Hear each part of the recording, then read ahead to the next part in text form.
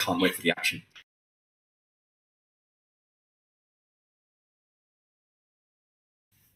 At the 4 players in the elimination, any one of them could be the tournament winner. They're that strong. We'll deep dive more into that. But first, let's check out the dates for this year's 2024 Champions Chess Tour. 4 regular events leading up to the tour and in-person live finals in December. We're in the Chessable Masters. Mark your calendars. The 4 winners of each of these 4 events will qualify for the December finals. And Robert, also the ever-important tour standings. The players are feeling the pressure. They certainly are, because from the get-go, you're looking, how many points am I going to gain from this performance if I don't, in fact, win this section? So these players, they know what's at stake. I had a lot of money and only 4 events this year compared to 6 a season ago. Fewer events, the pressure is on, and the pressure was on yesterday as well. What an exciting start it was. Few would have predicted the winners, the way the games went yesterday. And if you're a fan of the story of the underdogs, yesterday was a blockbuster. The play-ins, the placements, they were super exciting. But here we go. We have liftoff. It is the KO. This time it's the White King that's running up the board. Both kings have been doing a bit of dancing here, but the White King is doomed. No way to escape. You step forward to F5, there's going to be a deadly check on F3, and White has to lose even more material. Jan Nepomniachtchi smiles, and he's about to resign. Jasper reacts. He gets the dub. Massive drama on the Wesley board as Wesley gets flagged, Robert. What happened? Can he give a petrol check? If not, Black promotes and wins. Rook to D7's a blunder. Black deflects the rook and wins. The game is over. Fedoseev takes it. What a defensive find by him. Josper is about to take this victory. We saw Jan Nepomniachtchi just smile again, shake his head. Jose Martinez is on a roll. He has a superpower and he knows how to use it. He has a low rating, and this is for everyone out there at home. If you're playing someone higher rated, you can just play solid. You can bully them and use it against them, and there we see resignation. Dennis wins it. Incredible chess by Dennis.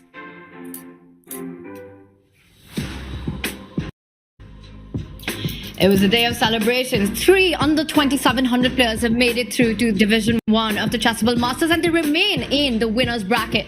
Started with 8 players on Friday. We see 4 go down into the loser's bracket. Meanwhile, Stanislav, Magnus Carlsen, Vladimir Fedoseev continue their run into the winner's bracket. They will be fighting it out. But before that, we've also got the action coming in from the loser's bracket, where we've got 4 heavy hitters. Maxime Vacher-Lagrave takes on Jan Nepomniachtchi. Wesley So will take on Alireza Firouzja.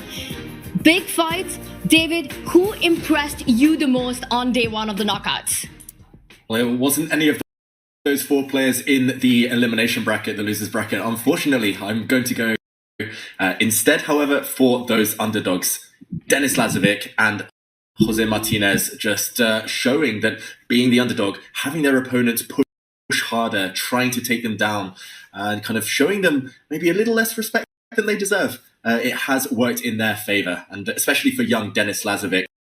Nerves of steel, undefeated yesterday in 5 games, including an Armageddon against Maxime Vacher-Lagrave. It was just a fantastic display of solidity.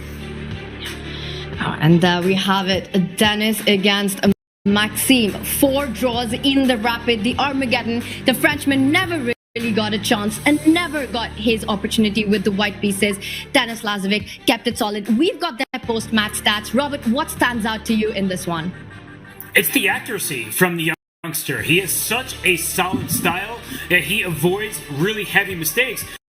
But what's interesting to note is down at the bottom there, it was Denis Lazovic who actually had a blunder in one of the games, but it didn't matter because when it came down to it, he only needed a draw in Armageddon. He did not need to win the game, so the blunders, they weren't real, they were not found, and that is why Denis Lazovic, he moved on with that stellar play. And I've noticed he's just so good with these Armageddons. We also saw that in the Toronto finals of the previous season. We saw that in the match play here when he took down Anish Giri, and then yesterday against Maxime, he managed to get the black pieces. He outsmarted him in the bids, and then never gave him the chance. Another player who never gave his opponent a chance was Jose Martinez, playing against the two-time World Championship challenger Jan Nepomniachtchi. Jan, a big favorite on paper, but David, to my eyes, it just felt that Jan was completely out of form yesterday. Right, we saw Jan Nepomniachtchi not show his best, a blunder in one of the early games, and there was simply no way back. Jose was too solid, too strong after that, and took his chances when they came. Martinez, he's a man in form. He was so impressive during the play-ins as well.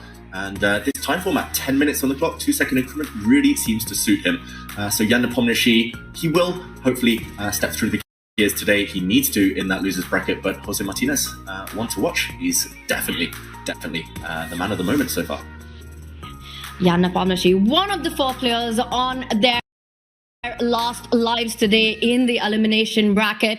For Jose Martinez, it has been the Cinderella story so far. On his 25th birthday, he convincingly wins the Swiss play-ins, then goes on to book his spot in Division 1. Robert, what impressed you the most about Jose yesterday? Pretty much everything. His composure, the fact that when he gets in time trouble, he proves why he's a mainstay of the Bullet Chess Championship year in and year out. He's won a number of the Bullet Brawls. He's a streamer, a content creator, sure, but he's also an exceptional player and a very strong grandmaster. Just because he doesn't venture to over-the-board tournaments, that can be expensive for many players, does not mean that he doesn't pack a powerful punch, and he's able to deliver in those waning seconds because he is that strong. He is that strong, and one other player who is super strong, and he needs no introduction at all. Of course, he continues his run in the winners bracket. It is Magnus Carlsen who won his match against Wesley So, and today he will take on Vladimir Fedoseev. It's the big fish versus the biggest fish.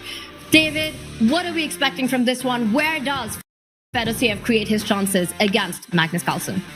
Well, he simply has to look to the other underdogs for inspiration. All of these lower rated players rising up, but also he is a confident man, Fedoseev. Remember, the World Rapid Championship, as recently as the end of December, Fedoseev got the silver medal. Yes, Magnus got gold, but he knows on his day he can hang with the best. And actually, for Magnus Carlsen, this is not going to be a walkover. Fedoseev has had a few games where he has been successful against Magnus in the past. So both players, if they bring their best, it's going to be a close fight.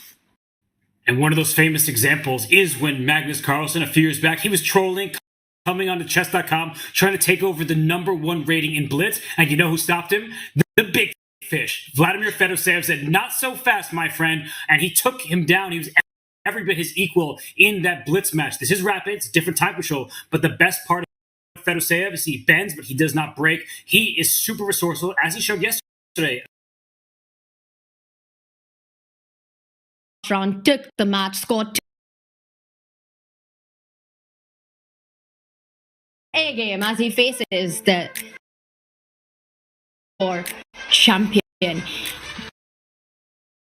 Another big matchup in the winners bracket as Denis Lazovic will be fighting it out against Jaspim as well. Now, while these guys still have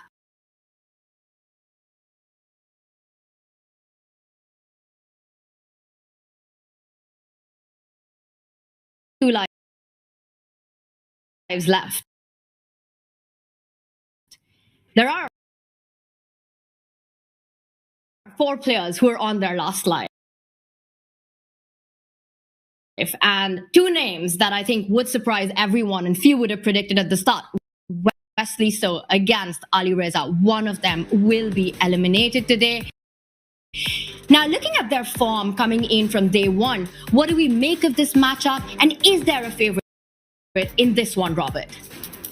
Oh, this is a toss-up, but players with very different styles. What we tend to appreciate with Wesley So, super solid. Alireza Firouzja, he makes chaos happen. He's kind of like the Joker, and he is willing to shake things up. So this is a huge clash of styles, a clash of generations. Play going on the board, as Robert mentioned.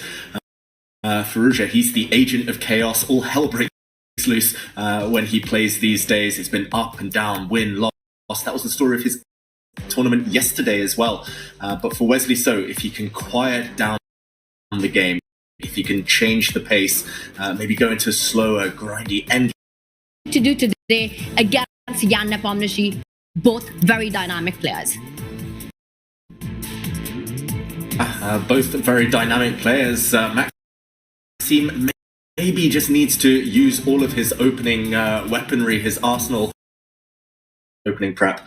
But Jan, he's a bit of a moving target these days, especially online. It just depends what mood he's in quite often. So who comes into it hotter? I actually feel the first player to win a game here will just cruise through. I think both players at this point, they're just a bit restless. They're just ready. And I don't think either is in the right mindset to kind of bounce back if yet another kind of setback happens. So it's going to be fascinating to watch. I think Vachier-Lagrave was a bit more solid yesterday, but who knows? Jan is capable. And Jan is ready to go as we see him on the camera. He better be ready to go with the players on their last life. And David, you're absolutely right. There is no margin for error in the losers bracket. It's a best of two. You lose one game, it's so difficult to come back with just one more game left. So they've got to keep things under control. And Jan looks very amused right now. Well, it's because he knows how the horsey moves, apparently. And you see Jan Nepomniachtchi, all smiles at the moment, but when it's game time, he is serious. Yesterday was not his day. He was instead focused on Twitter rather than on the chess. Today, he has to go right back to the board against Maxime Vachier-Lagrave, someone he knows very well. In fact, when Jan Nepomniachtchi won his first candidates, he overtook Maxime. Those two were neck and neck in the first half of that delayed candidates tournament. So these two have history. For Jan Nepomniachtchi, he does not want history from yesterday to repeat himself. He wants to continue here in Division 1. It's a big matchup coming up. Jan Nepomniachtchi taking on Maxime Vachier-Lagrave.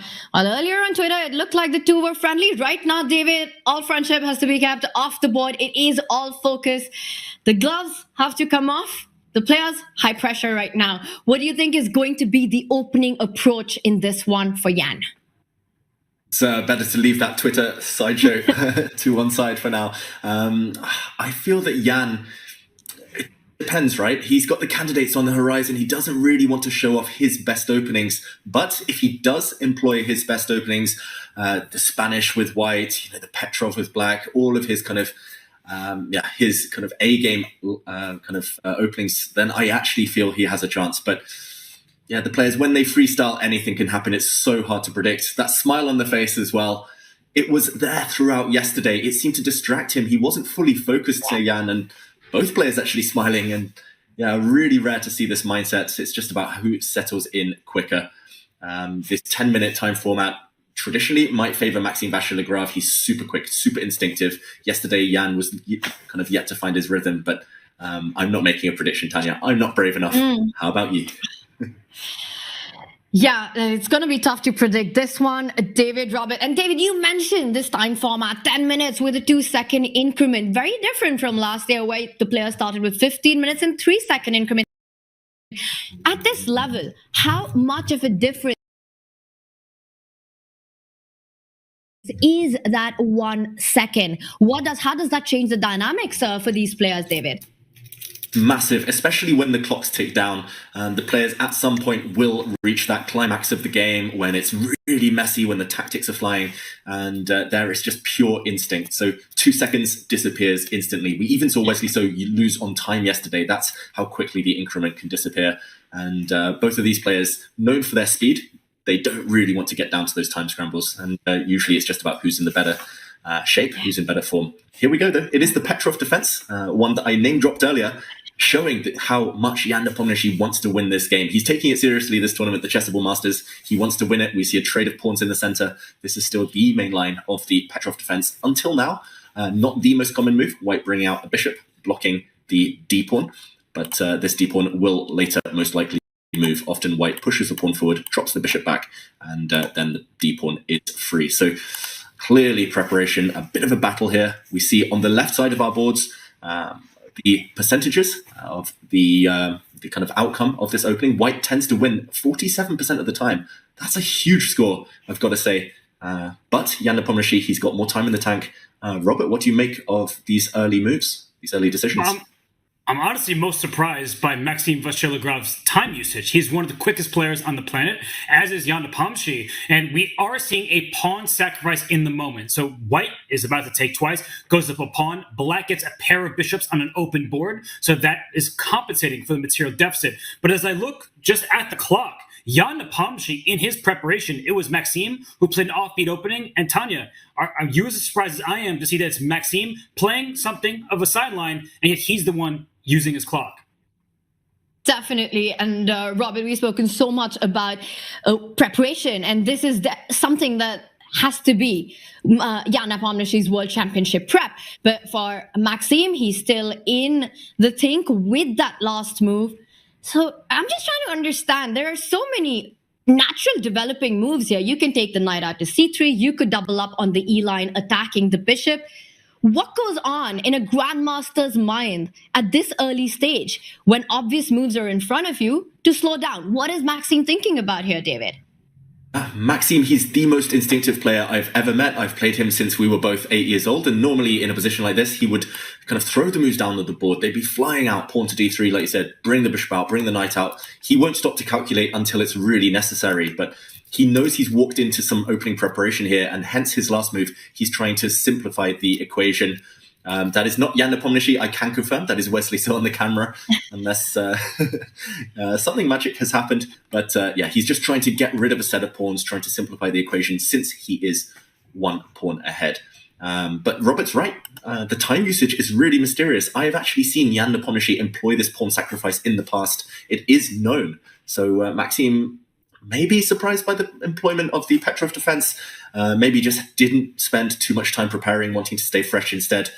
Either way, he's getting out of the opening, and once white recaptures, black also has an issue how to develop these pieces. If the black bishops start playing, then I do fear for white, despite the extra pawn. So, Robert, how would you evaluate the practical chances of this gambit, the sacrifice?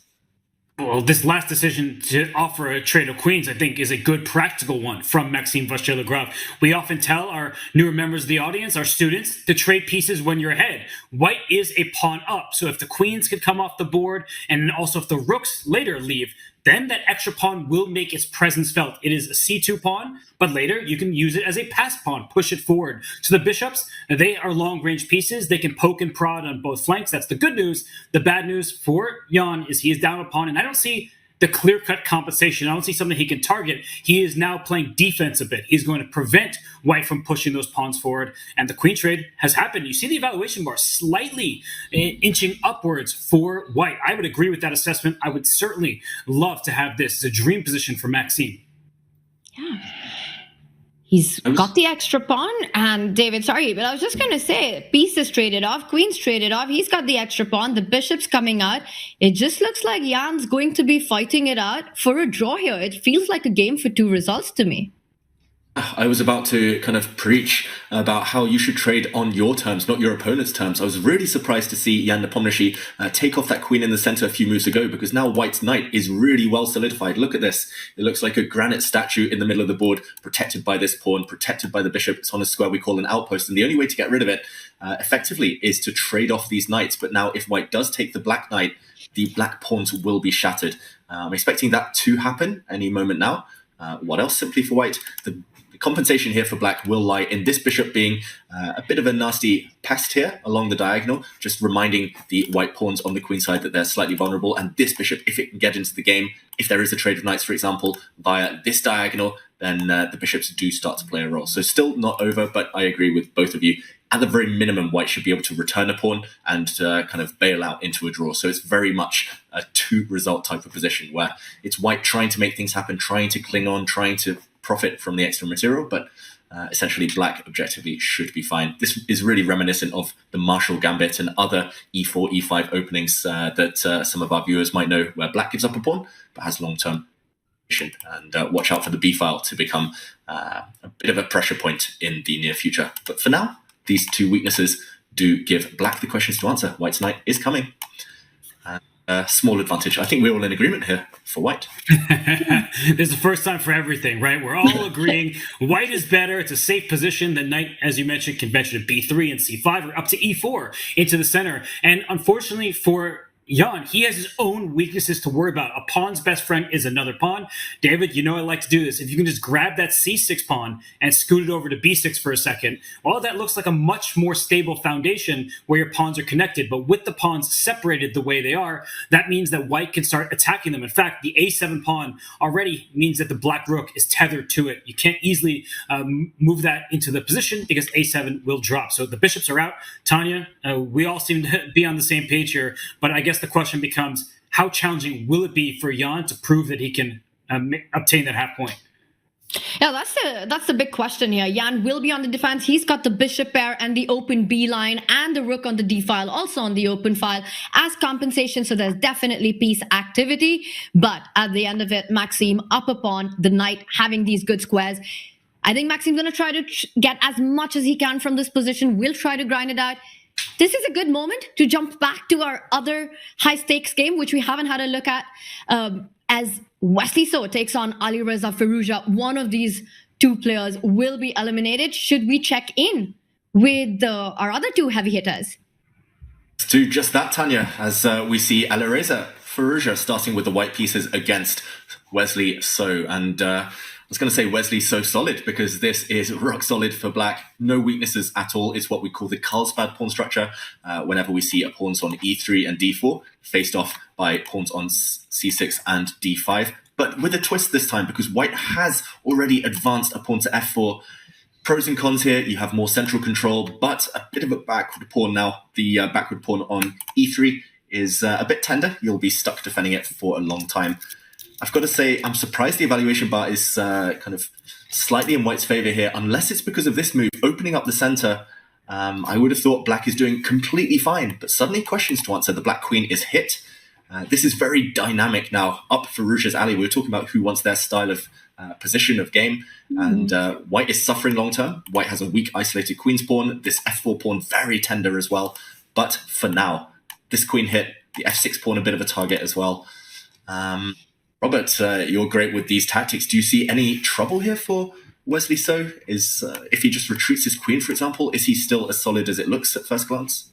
Well, White is going to start throwing pieces forward, especially if that queen goes to C7 away from the Black King. I think F5 is the next move that Alireza wants to uncork. Let's open up that diagonal for the queen to land on H6. Let's go for tactics in front of the Black King. So for Wesley, the long term is great for him. White has this isolated pawn that is blockaded. If the queen's disappeared, White is in some danger in the long run. The endgame would be one that Capablanca could only dream of. May he rest in peace. So as I look at this position, I think it actually plays to both of these player styles. In the immediate position, White can go on the prowl, go for the Black King. But if you stall, if you hesitate for even a moment, and Black is able to further consolidate and solidify the position, there are some long-term weaknesses. So F5 is on the board, Tanya. I think that it's a battle of styles here, and both players are doing the right thing.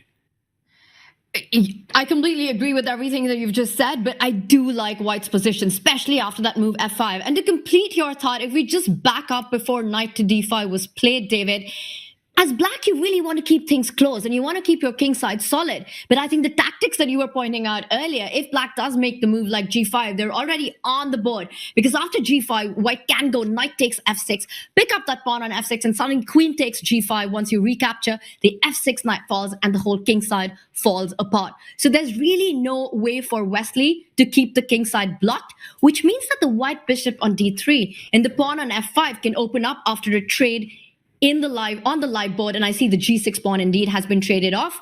I think this position suits Alireza's style just a little bit more than it suits Wesley.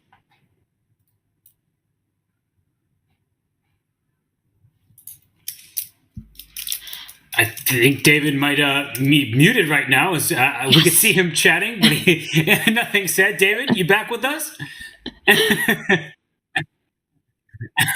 Excited about the position. I was just saying that this position, I like it for white as well. I'm on Tanya's side. It looks very attractive for Fallujah, but he has to keep playing. It's like riding a bicycle. If you stop, you might fall off.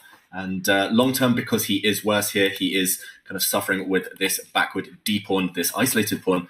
Long term, chances aren't great. He has to play it for the attack. So key moment, he's stopped, he's thinking. He's actually quite significantly down on the clock, but moves like queen to h6 strikeout look really, really attractive. At some point, you might consider throwing a battering ram down the board with your h-pawn. If Wesley's able to trade off pieces, Wesley will be loving life. Watch out for Wesley, for example, bring the black queen forward and offering that trade. So very much in the balance as we see this real clash of styles. Both players playing true to their character here. Really fascinating to watch. Yeah.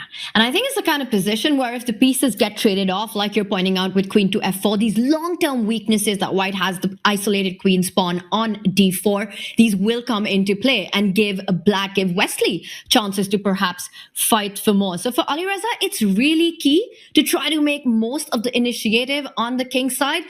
I love the idea of putting the queen on h6. Robert, how can actually Alireza try to keep the queens on the board? Because now that I see queen h6, queen f4 actually forces a queen trade.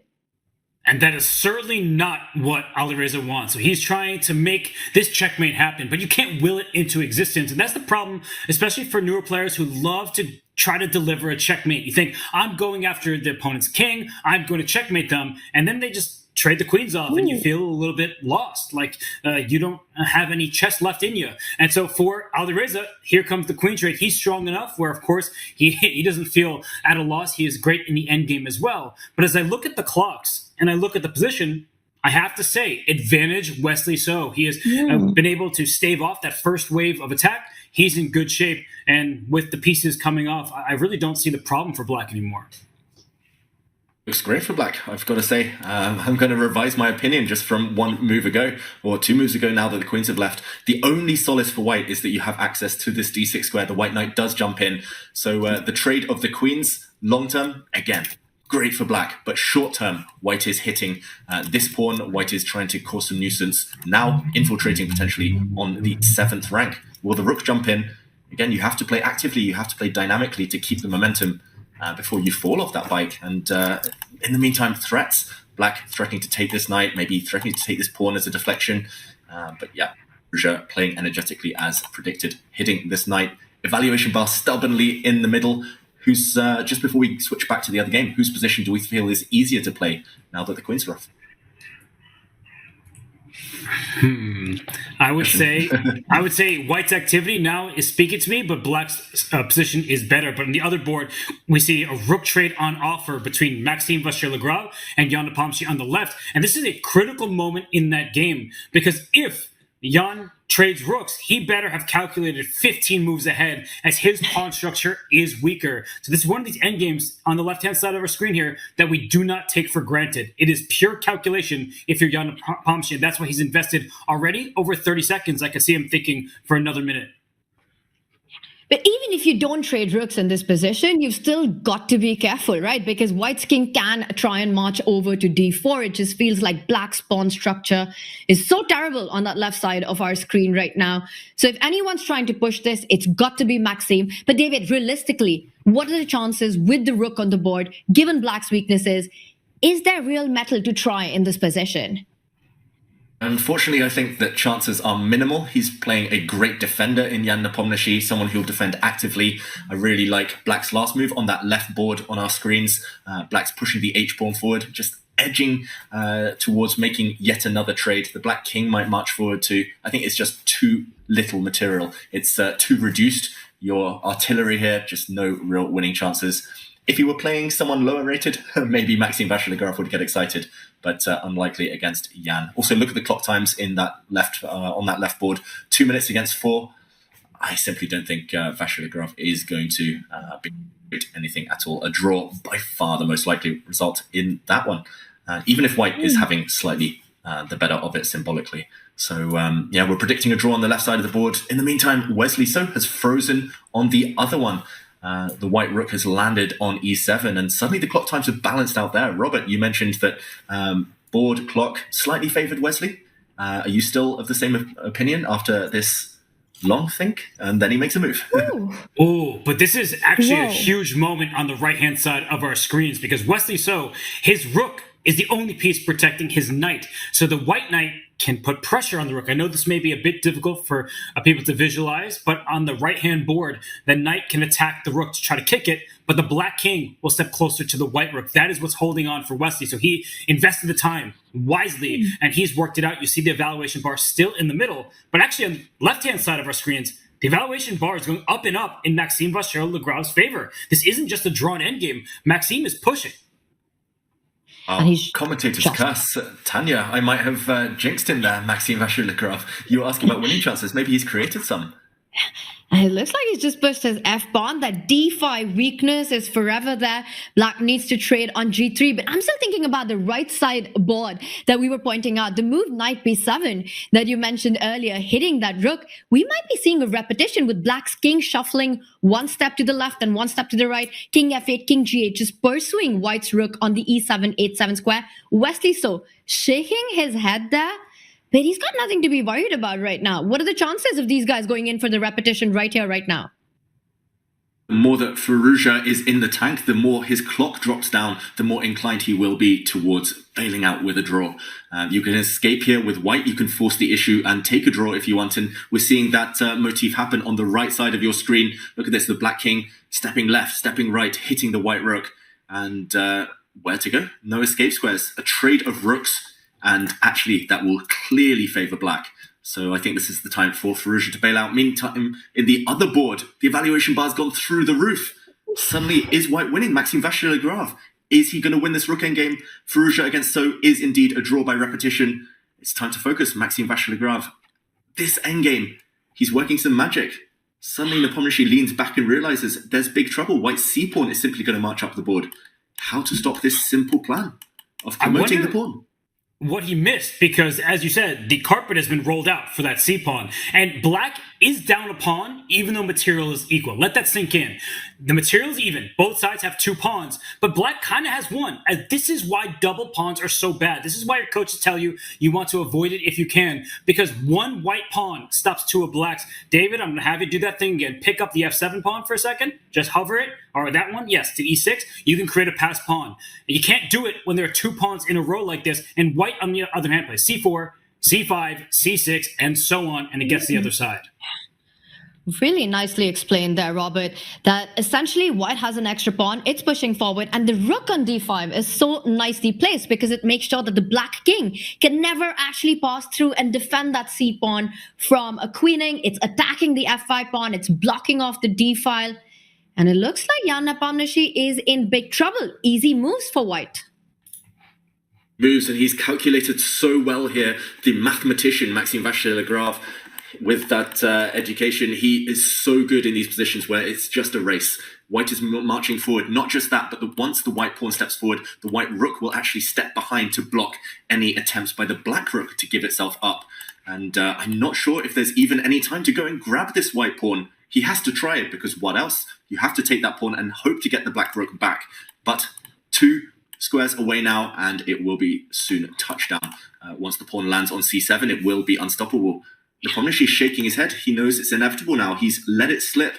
What was, I think commentators curse again, I was claiming a dead drawn endgame. It's gone. 5 moves later, he's busted. That's how difficult these endgames are. I need to go back and study my rook endgames, that's for sure. Nepomniachtchi, maybe just rushing a bit. He still had a few minutes left on his clock when he made that mistake. But fair play to Vachier-Lagrave. Impressive. Smooth sailing. We said it was a 2-result game. He squeezed water from a stone here.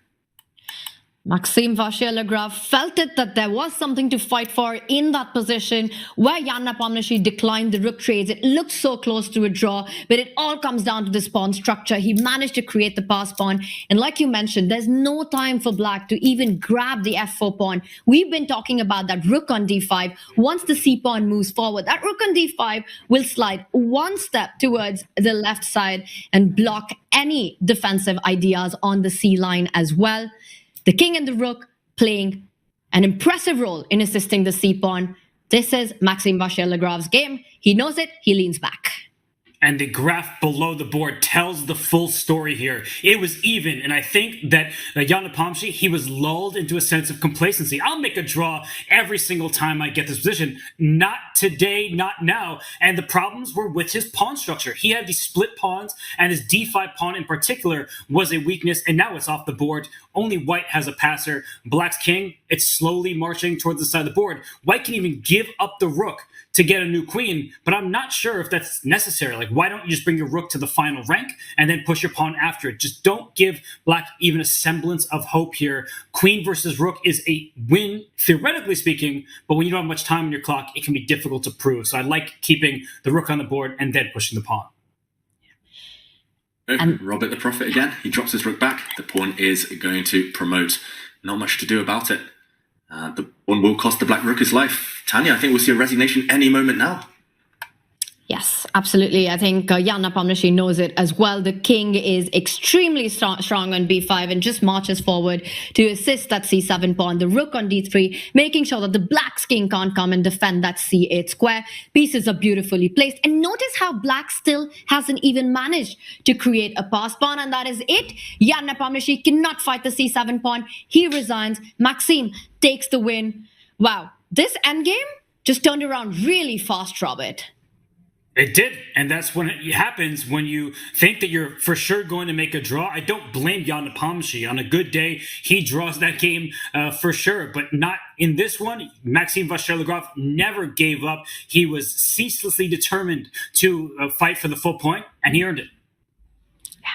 He earned it, and we can see the shock on Jan Nepomniachtchi. He knows that he was so close to holding this with the black pieces.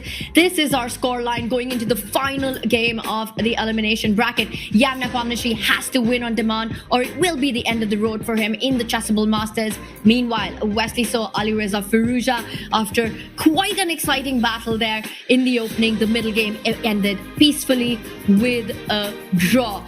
David, this endgame, I'm still thinking about it. What was the turnaround moment there that you felt for white?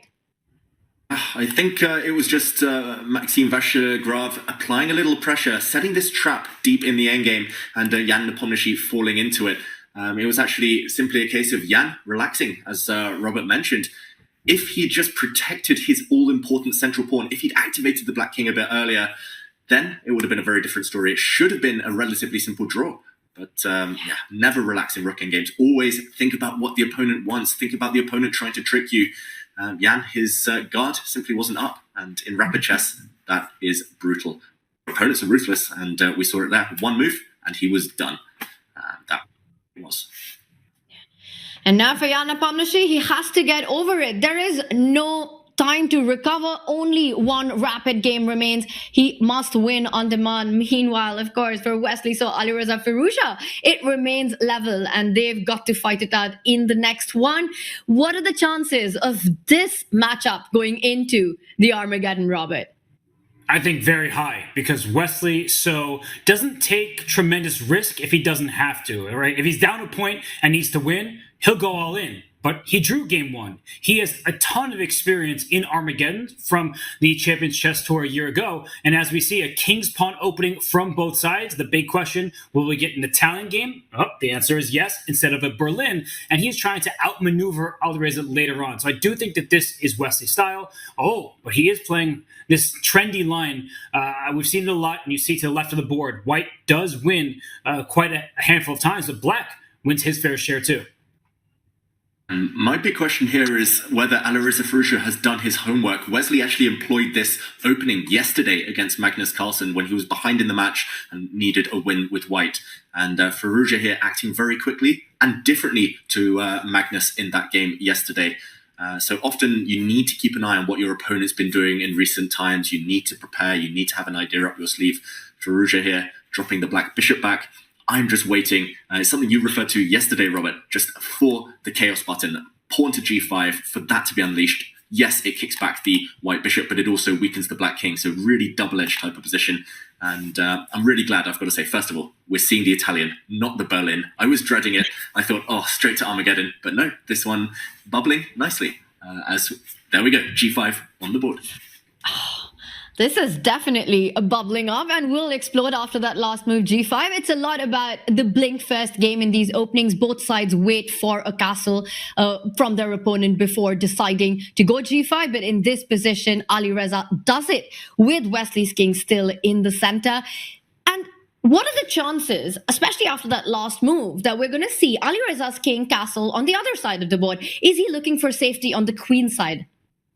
In an ideal world, yes, but that's the nature of this opening, where it's hard to make that work because there are these pawns for white already pushed on the queen side. The a4 pawn is extended quite far, and the c3 pawn helps white push b4 next and eventually to b5. So I think the black king is safest in the center for now until white makes his intentions clear, and only then will you decide where your castle. It could still be the king side. Many players do that, especially if the white king heads there first.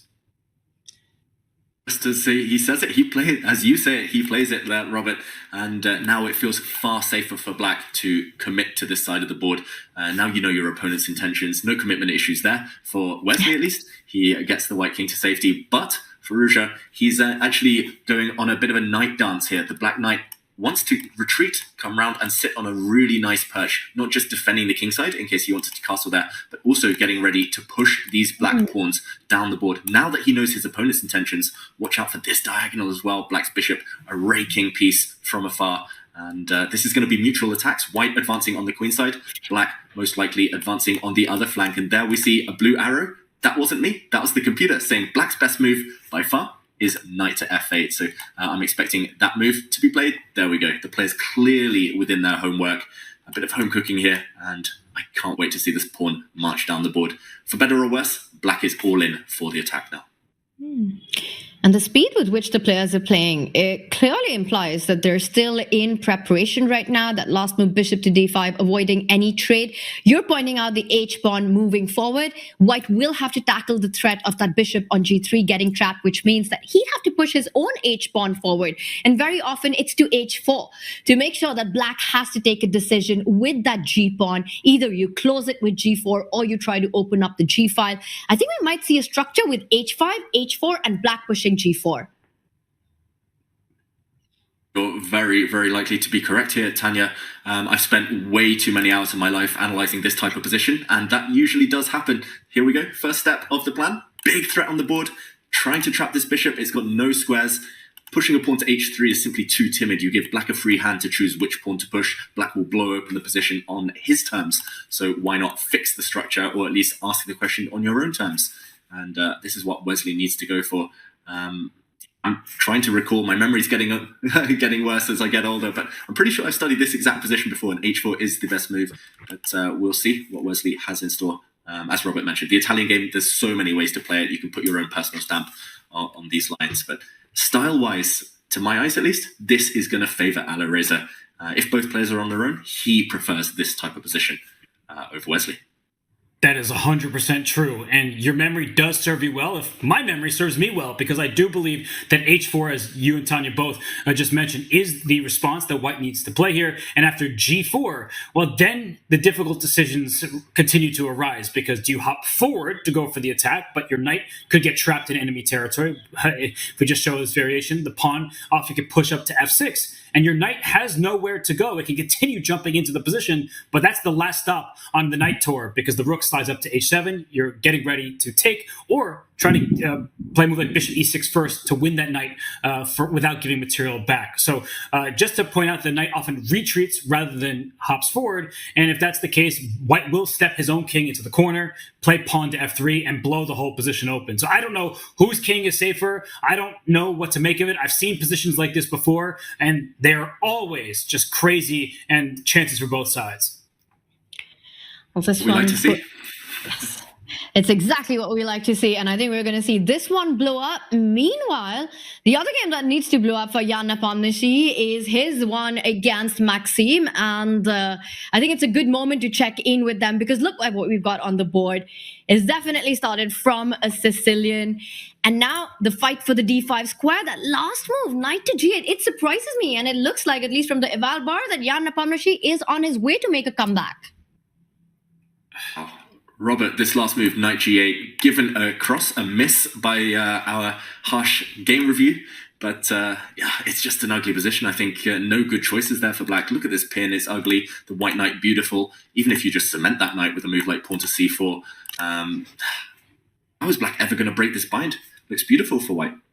Well, when we have a miss, I do think it's important to show everybody what was the improvement over this. And it wasn't actually pretty for black. So this decision was made out of several bad-looking options. If you take this knight on d5 with, say, your f knight, after the pawn takes back, there is a little fork the bishop has to take because the knight on e7 is pinned. And now this is where loose pieces drop off. So I do think there's a tactic that starts with bishop takes pawn on g6. Because the bishop on d5 is loose. You take my bishop back, great for you. I will take your knight first step, and then take your bishop on d5. And I know we just went down a deep variation, but this is what's going on in these players' heads. And what Maxime is suggesting is that this position is beyond hope for black. The engine doesn't hate it, but practically speaking, white controls all of the key squares in the middle of the board, namely the light squares. So you have a knight that can occupy light square in addition to the queen. The bishop, it can't do anything about it. It's on the dark square. It's inherently stuck to its color complex. This is an overwhelming advantage for white. I think practically speaking, white wins a position like this a healthy majority of the time. And that's why Maxime said, look, I'll play a passive move just to avoid making Jan's life as clear as possible. I think it's a good try in a bad position. I think, Tanya, that no one would want to play this position from Maxime's shoes. Really well explained there. I think from a practical perspective, what Maxime has done, he's kept maximum number of pieces in the board. It also gives white the opportunity to go wrong. But the other position that we saw with all the trades and the good knight versus bad bishop, all the weaknesses for Maxime would have been on the defensive side.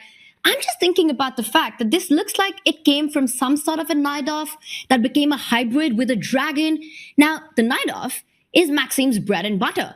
How did he manage to get into so much trouble early on in something that he's a big expert in?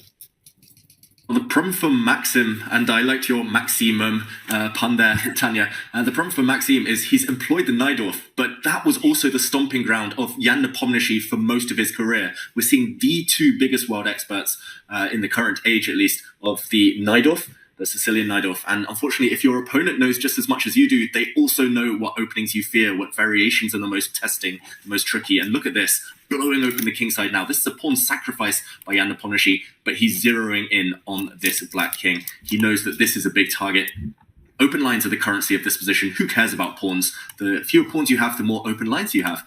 And this black king now in huge trouble. Not much to do. If you slide your bishop back, it will simply get traded off this defender. And if the black bishop disappears, then black is doomed on the g-file. So many targets lined up. And look at the body language. Robert, Maxime just hating his life, questioning his life decisions with Sicilian Najdorf here. I don't know about his life, but I hate his position. And while he is in the think tank trying to figure out a way out of this, I think we should go back to our two-board view, because it's not just this game that has fireworks. The other one, we knew it was coming, it was brewing, but now it's reached that point where we look at the right-hand side of our screen. It's Ali Reza Firouzja, whose time in this tournament is on the line. The advantage, according to the evaluation, is in white's favor, and I think it's easy to explain. So why don't we dive in quickly to Wesley So with the white pieces against Ali Reza, because Wesley, he's on the door of eliminating this candidate in Firouzja because the knight on the rim is dim. And I'm not talking about the knight on h4, which snagged the pawn. I'm talking about that knight on a5 that's trapped over there, and white's last move, it hits a bishop, yes, but it also shuts down any possibility of defending the knight. If the bishop saves itself, queen up to b4, and I think, Tanya, it's pretty clear that that knight on the rim, it's not dim any longer, it's gone. I'm just looking at this line that you're pointing out, and it actually just feels like that knight on a5 drops. Ali Reza is going to be down a piece. So what is it that he wants? And only one thing makes sense to me is that he wants to go all out on the king side. He wants to start pushing his pawn. He's going to try and come for Wesley's king. Clearly, the eval bar, or the evil bar in this case, for Ali Reza seems to say the plan isn't working. But let's say if white was to force this line, bishop goes back, you can capture the knight on h4 or go directly. Either way,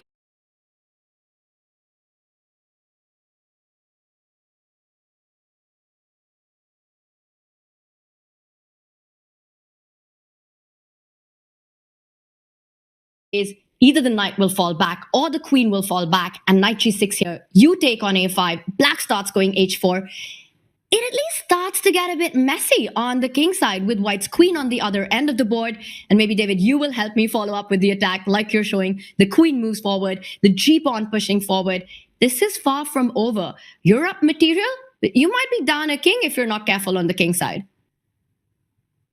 Certainly slightly deceptive, the evaluation bar. We now know that white should be winning with best play. If you find all the best defensive moves, for example, here maybe pawn to f4 due to a nice little skewer on the 5th rank, maybe you defend here, but this is rapid chess, nerves involved, high stakes, and so hard to evaluate for the players. I think both players will probably guess that the evaluation bar's on white side, but Firouzja is one of the best in the world at just hustling, swindling his opponents, and he goes for it immediately, not even caring about this black bishop.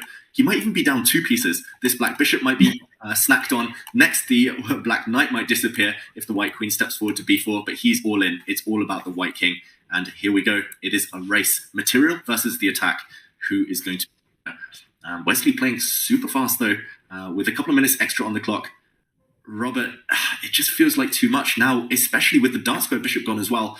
He's following our plans, this line, but do you foresee this attack being successful? How easy is it for Wesley to blunder here? No, I don't see the huge attack that Alireza is hoping for. And there's also a pawn on a7. So if you can imagine the white queen landing next to the rook on the last rank, as long as that pawn survives, it actually remains a threat. But talking specifically about this moment here, Alireza, he went for the attack. He went for an aggressive position from the black side, but that often does play to Wesley So's favor. He doesn't mind getting into tactical positions if you're the one initiating them, oftentimes from a speculative decision. So I think that Wesley, he's happy to be in his point. He knows that he has the upper hand. He also has more time than his opponent. So what moves come to mind? Well, the knight on d2 is under attack right now. I would even think about giving up that knight to win that knight on a5. Queen b6 for white looks very attractive to my eyes, because black, unfortunately, can't combine multiple ideas. You want to both take the knight on d2 and push your pawn to g3 to trap that bishop over there next to the white king. But you can't get away with both, and that's why I think Wesley is just in time to keep everything together. David, a really, really exciting position. This one down a piece. Is Wesley going to spend some time trying to defend this knight on d2, or will he go for counterattack? It's quite a big moment, and I think it's really instructive how Wesley's paused right now. He knows this is critical. He has to try to make sure nothing happens on the king side, and then he's just up material. He takes the match. So really important for him, and he goes for your idea, Robert. He's not going to waste time defending that knight on d2, and I kind of like this move even a bit more than queen to b6, simply because it's got one more idea. You're attacking the knight on a5, but also that pawn on d6. Whenever you can make a multi-purpose move in chess, you've got to do it. Queen b4, I like it. e4 looks good, double attack simply, and now Firouzja simply has to back up those earlier sacrifices. He has to go for glory. He plays pawn to g3. Two problems here. Firstly, white can just allow this bishop to drop. White is already a piece up. Actually, that will be a double agent. For example, at the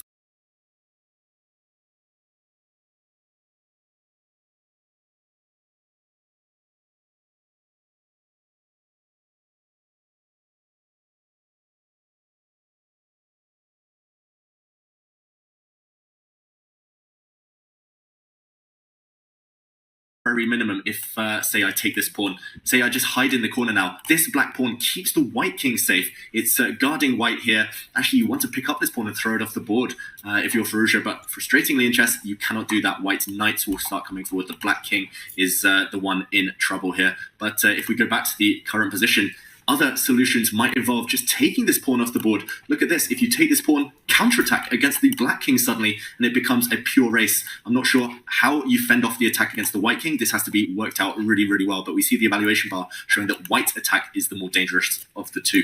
I would be looking at bishop takes pawn check here. I'd be looking at moves like queen takes pawn if you're not getting checkmated. Black having threats of his own meanwhile. It's still up in the air. But if you're careful, we know that Wesley is winning. This is why he stopped to calculate. He senses the critical moment. And whichever he goes for, whichever move now, taking the knight, one of the options we mentioned, he will be confident that he's worked things out. So this move given across, a miss, but still advantage white. And I think now he will slide the white king into the corner. And there we go. It's given a blue arrow. The only good move use that black pawn as a shield, but sufficient to maintain white. Robert, still super complicated. Do you see the time situation playing a critical role? I think the time will play a part just because, from my eyes, white has his pawn on a7. There are two distinct threats. Taking on f7 with check, which just wins the house, and queen to b8. And oh my goodness, I forgot that black could castle because that king was in the center. Black was going for the attack, but castling actually took care of both problems at the same time. White is still in the driver's seat. Look at the positioning of each respective king. Knight f3, I don't know if that was your arrow. It's probably saying it's the only move that keeps the advantage for white at this stage, but it's also a very natural move. So I would prefer Wesley's chances at this stage. Tanya, do you see anything that would counter that? I'd love to find something for black here, trying to look for ways to compensate for, I'm just trying to do the math here. So how many pawns is that? With that pawn on a7, it makes it really difficult. White's got a pawn on a7, black's got a pawn on h2. So even though materially, I believe this is balanced, but just simply white having the better pawn structure, the better pieces, black's king more exposed. I love how black's pawn on h2 is actually defending white's king on h1, black's king in danger. It just looks like, despite not having material advantage, Wesley's got all the play in the position. So I completely agree with you, Robert, that Alireza has to find a way to save this one, and it's not going to be easy. Fireworks in that game, but meanwhile, let's check out our other game where things are really heating up. It feels like Wesley against Alireza there will take a calmer turn, at least for the next few moves. But wow, just on time, a queen sacrifice and checkmate coming. Vashiligrov resigns. Wow. We will break that down for you a bit later, but Nepomniachtchi finishes off in style and strikes back. 1-1 Armageddon guaranteed now. The Black King about to be mated in the next two moves. Wow. We said it was one-way traffic. Black was suffering on the king side. Rare to see such flamboyant checkmating patterns, though, at this high level. So congratulations to Jan Nepomniachtchi. Yeah. How do you think he's feeling now? I mean, this last position with queen takes pawn that we see on the left side of our screen, this looks like a massacre that just happened. But from start to finish, Jan was in driver's seat. We got an Armageddon. And the kind of games that we've had, the two decisive games between these two, we can expect a lot of fireworks in that one. But let's shift our focus onto Wesley versus Alireza, because big things are happening in that one. Black has grabbed the c3 pawn. White has just made the move that gets rewarded, should I say, with a question mark. And Alireza is going all out on the h-file. You've got to try to keep things under control, Robert, but how do you do that? He walked right into this. Now the queen on c3 is in line with the white knight on f3, so the g2 pawn is frozen. Earlier, the white pawn was one square back, so there wouldn't have been an attack on this knight. And if that g2 pawn is gone, the white king will also probably leave the board with it. That attack looks too powerful. So that was I don't know if that got the two question marks that normally blunders get, but that was a blunder from Wesley So, and his time in this tournament might be done. Look at him. Look at his clock. Look at his position. This looks terrible. It's turned around in the space of one move, as you say, Robert. Just the fact that the Black Queen now has access to the third rank and can sneak over to get this White King. The eval bar is dropped through the floor. White's going for a counterattack. I'm not sure what Wesley's trying to do here. He's trying to force the issue, maybe trying to take this pawn off the board at some point, but surely just drag the White King out from its hiding place. There we go. The White King forced forward, and where's the killer blow? There are knight checks in the air. Black's rook can soon slide over, and it feels like at the right moment the Black Bishop's going to join in, the Black Queen's going to join in. The White Knight is the only piece covering the key squares. But if you find the right ingredients in the right order, this is simply going to be checkmate. Alireza, he is so strong at attacking. Surely he's going to find something. But only 1 minute left. And Wesley now needs to just cross his fingers, hope, pray. This White King is surely living its last life now. Do we see it? Do we see the checkmate? Tanya, wow, rook h8. Do you approve of this one? I like it. It just gets the rook into the attack. You're threatening to blow open with the h-pawn moving forward. Knight f4 check now will be a big, big threat. Perhaps the idea is to go h1 queen. White takes it with the rook, and then knight f4 check would have been the killer blow. So Wesley needs to stop the h-pawn. He uses it as a shield, comes back. Now the bishop joins the attack. And Alireza, all his pieces are playing. But this is getting crazy. Where is the checkmate coming in? Do you just... There we go. And h1 was queen. He gives up his bishop, then his passed pawn because the White King is hunted. Resignation. What a finish. That was sick from Alireza. Wow, Wesley So is eliminated. This is it. Alireza stays in the tournament. He wins a game that he was in so much trouble. But in the end, what happened there? That attack, Robert, I'm still reeling in from it. Wesley was in driver's seat. How did this even happen? Well, the tenacious defensive resources of Alireza Firouzja. You see his score in gold. He feels like he just earned himself some gold. A heftier payday by moving on in the losers bracket as he eliminates Wesley So, the finalist in the Champions Chess Tour Finals. What a match that was. And not to be overlooked was the match on the left-hand side of our screen. 1-1, but they were trading blows like two heavyweights going at it. I feel like we were just treated to some spectacular chess. That was an insane round. I think we had 2 checkmates in both these games. And David, I know there's so much to show out of these games because both were big tactical fights, but you've got to take us through where it all turned around and the beautiful finish that we just witnessed.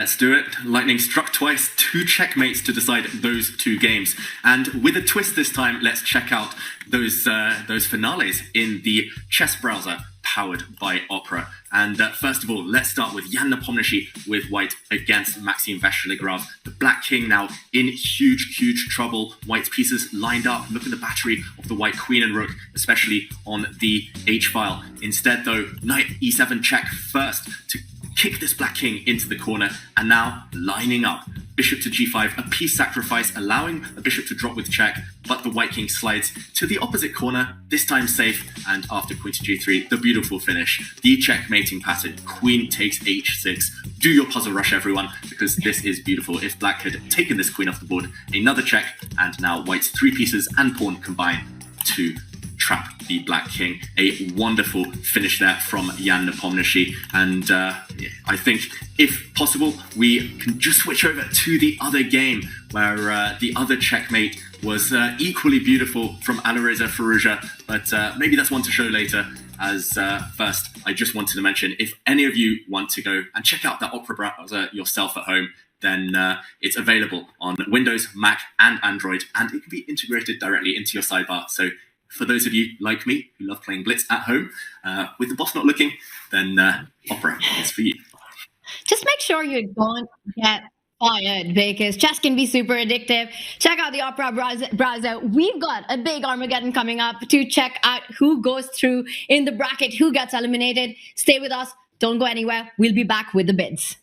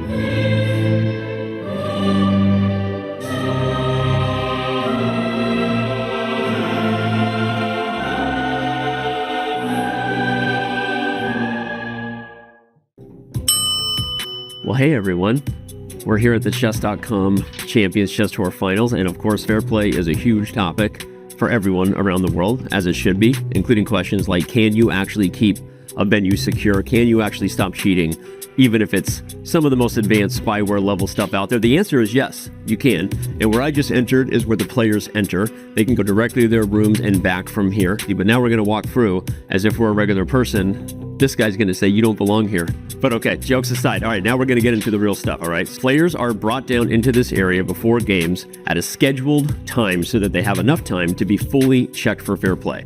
This right here is the private lounge area where only staff are allowed to have electronics. The players are not allowed to have any electronics with them once they've entered this area. But when they come early, they do so because they need plenty of time to get fully checked by our fair play tech. I'll try to talk a little softer because they're actually playing their games right now. But okay, at some point here, a player will come over and they'll wait in this line before being asked to enter the private fair play screening area. Once we're in this private fair play screening area, the players wait, only one player in here at a time. I'm standing here right next to a sir who looks like he has a fancy device. What's your name, sir? My name is George. I work with the fair play department. My job is to detect cheaters, is to find out if anyone is trying to get a gadget that helps him win the game. That's not going to happen on my watch. Not going to happen on his watch, okay. All right, this is a little bit fancier than the normal kind of thing you see in RFT scanner. What exactly is this doing that's different? Non-linear junction detector. Its job is to detect any signals transmitted from another device outside or transmitted from a device that is on a player who's trying to cheat outside to a foreign sender. It can only be acquired from specific countries. It's not like a normal metal detector that you just buy on eBay. It's a microphone. I guess I don't even know why we're doing this. I'm full of the things that are going to get detected. I didn't actually hide anything here, which is good to know. Maybe I should have. But okay, we're going to find out. We'll see. That's right. Don't assume anything. It's pretty phenomenal stuff. Thank you, George. This is pretty much just a bunch of cameras for the show. We do have cameras everywhere, so we're watching the players no matter what. Now, after they've been scanned, they are not allowed to leave this area, like, period, during active gameplay. So you're talking about an area that is maybe more secure than any over-the-board chess tournament that has ever been secured. That's what you're talking about, right? And I hope that watching this video showed you what we're doing. I hope you appreciate it. It's some pretty high-level stuff. I definitely am making a call to every over-the-board organizer to invest in their own non-linear junction detection devices, because at this point, if you're not doing that, you're not doing it good enough, and we hope that you will consider investing in the same way that chess.com has. We out.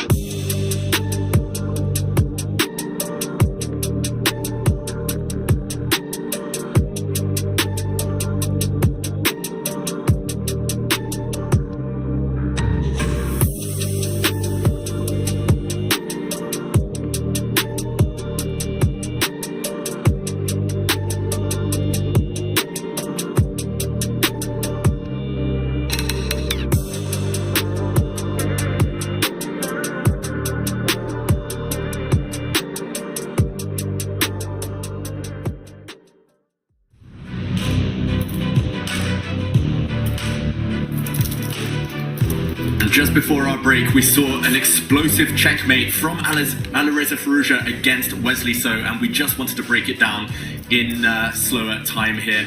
The big mistake by Wesley So opening up the third rank for the Black Queen was terminal, but the punishment was spectacular. Pawn to h3 here from Firouzja, zeroing in on this White King in the corner. Look how it was dragged out into the open and then checkmated. The White Knight left forward to g5, but after a capture, rook to h8, it looked like the White King had found safety, refuge yet again in the corner. But no, the bishop jumped out to h3. It looked like White was suddenly getting chances, a counterattack against the Black King, but instead, bishop to g2, one of the moves of the day so far, just forcing the White King out into the open for a second time. Not just that, Black makes a new queen, sacrificing the beautiful pride and joy of his position, that pawn, with the idea that if rook takes queen, knight to f4 is a check. There's nowhere for the White King to go, no safe squares other than the back rank, but once you retreat, suddenly queen takes rook, and this is mate. The White King now caught on its back rank. Spectacular from Firouzja, a pawn sacrifice, a bishop sacrifice, his whole castle was burning there, but he got the enemy king. This was spectacular, and remember, if you want to check out Opera yourselves, then it also has cool features built in, like a VPN, a browser, AI, and platforms like WhatsApp, TikTok are also integrated right into the browser sidebar. So fantastic play by Firouzja, and hopefully more of the same in the upcoming Armageddon. Indeed, David, there's a big Armageddon coming up. Wesley So has been eliminated, and one of these two players will be eliminated. And our bids are in. Maxime Vachier-Lagrave wins the bid with 6 minutes 53 seconds. Jan Nepomniachtchi bidding 7 minutes and 30 seconds. Jan will start with the white pieces. Maxime starts with 6 minutes 53 seconds on the clock, starts with black. But a draw means that Maxime wins the match. Jan has to win with white. David, the players are ready to go. What do you make of the bids? Does Jan's bid imply that he was happy with the white pieces? Does seem to look that way. It's always hard to know in Armageddons. It's always about emotions, who's riding high. I mean, I wouldn't be surprised if Jan, after that fantastic experience of delivering checkmate, the queen sacrifice, that he just wants to get right back in there. More of the same, a repeat. But he knows it's not going to be as easy second time round. And in Armageddon, there's that extra flavour of kind of needing to win at all costs. It adds a bit of pressure. So Jan, feeling confident, riding a high. But Maxime, it's up to him to do something different. E4, will we see another Najdorf, Robert? Wow, apparently we have seen a Najdorf, an aggressive opening. And for Maxime, I think he's also happy to have the black pieces. After all, yesterday, he couldn't get anything going against Denis Lazovic. So now we have the start of a Sicilian where the players are playing for different ideas. We don't have a symmetrical pawn structure. The kings have yet to castle. And curious moment for Jan to pause. Tanya, I'm surprised that he's spending time, but the good news is he has time to use because of his bid. Yeah, absolutely. And the two decisive games that they had in the Rapid, both were won by white. The last game played Najdorf by Maxime Vachier-Lagrave did not go too well, but it kind of was like a hybrid with Maxime going with G6, Bishop G7. He's doing none of that. Like you said, this is a more strategic Najdorf. The fight will be around the D5 square. And as soon as I say strategic, the H pawn is up the board. Throw that strategy out of the window. We've got fireworks already. H4 coming in. What do we make of this? Wow. But he goes with development, David. It feels a bit inconsistent from Maxime Vachier-Lagrave. He said A, he threw the black H-pawn down the board, but he didn't say B. He didn't kick this white knight away, maybe reluctant to drive the white knight forward into this F5 square. And watch out for him, if he gets time at black, to control the knight by putting a pawn on G6, dominating this steed on G3. It is a target. It's just about whether Nepomniachtchi ends up having to retreat this knight or leaping forward. If he can jump forward successfully, he will do it. He will love life. But if he needs to retreat, not a good sign for white. And look at the clock situation. Maxime's been so speedy. Smacks of opening preparation. Nepomniachtchi, on the other hand, much, much slower. And with the white king castled on this flank, it means we will not see a repeat of that earlier game. No big attacks against the black king, which is yet to declare its intent. Robert, definitely an upgrade, considering the previous game for Vachier-Lagrave.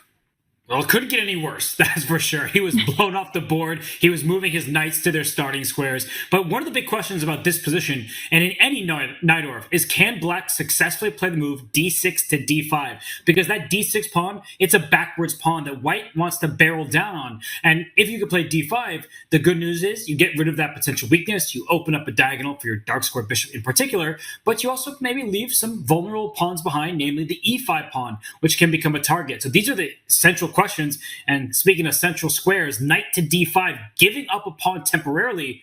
Wow, what's the follow-up here? Because loose pieces drop off, and yet Jan has not made his move. Wow. Tactics already? Yeah, David, already. I was about to say that tactics on the board, and you said a pawn sacrifice, and he picks up the h5 pawn, so a temporary one, but the computer, the Valbar, does not like it. What's wrong with knight takes pawn? It looks like the most natural move to me. It's simply that pawn wasn't actually too relevant in the position. If anything, it's helped black. A bit like that Fallujah game with the checkmate. Getting rid of your pawns opens up lines for your own attack. Look at this black rook now, poised. And the bishop also on this diagonal. The white king is not feeling comfortable at all right now. It's also cost white 2 whole tempi, 2 moves to go forward with the knight and then retreat to take this pawn. And if you compared the quality just a few moves ago of the white e pawn versus the black h pawn, no way should you trade a central pawn for a flank pawn like that, opening up your opponent's rook. So I think just a step in the wrong direction, a misevaluation by Nepomniachtchi. He's not dead, it's not over, but wow, queen to c8, he's lining up big threats. This arrow isn't mine, but white's only good move, according to the computer at least, bishop takes g6, but look out, if you don't take this pawn, for black to strike on g2. The black queen is actually lining up against this h3 square as well. All hell has broken loose. It's chaos on the board. Robert, help me through. How should Nepomniachtchi even start trying to calculate this position? Well, I think that the reason why bishop takes g6 even works is it looks like black is going to do the same thing. One of the big ideas is a sacrifice in front of the white king with bishop takes g2. But that white bishop, it can slide back now that there's no g6 pawn anymore. And in fact, white wins this game because the queen is kicked off the diagonal and the h3 pawn is defended. So this is a big tactical opportunity for Jan. In fact, we see it on the board. But look at what Maxime has responded with. Knight d4, bishop takes g2 doesn't work, but it might work on the next turn. That is the threat. The g6 bishop is hanging. And while the engine can be critical of the objective evaluation, when all you need is a draw, if this can force the draw, you're happy to play in this style. I think that the white king is very vulnerable. Tanya, I don't know if you're with me here, but how could you play this way from the white side? It looks too dangerous. This is terrifying for white, and I absolutely love Maxime's last move, jumping in with that knight to d4. He barely took any time to make that move. Now the bishop on g6 is hanging because the d5 bishop doesn't hang anymore. You've taken control of the f5 square. So as you pointed out, bishop takes g2 is a massive threat right now. Not just that, also watch out, if you were to play a move like bishop h5, trying to block out the h line, trying to fight the threat of bishop takes pawn, bishop takes g2, the c2 pawn will be hanging then. The queen on c8, the knight on d4, all lined up, attacking the c2 pawn. You might fight on the king side, but your queen side's falling apart. Knight d4 is a star move, and Jan Nepomniachtchi is in big trouble, David. Totally agreed. There's so many threats. He's trying to neutralize the threats now by trading pieces. A good move, good classical wisdom from Jan Nepomniachtchi. Again, this arrow indicating that black should be trading pieces off, and he does so. Remember, everyone at home, if you're being attacked, trade pieces, trade queens, just try to survive. The downside, as Tanya pointed out, you're losing a pawn. Now simply this pawn on c2, you were for a moment a pawn ahead, but that is a valuable pawn.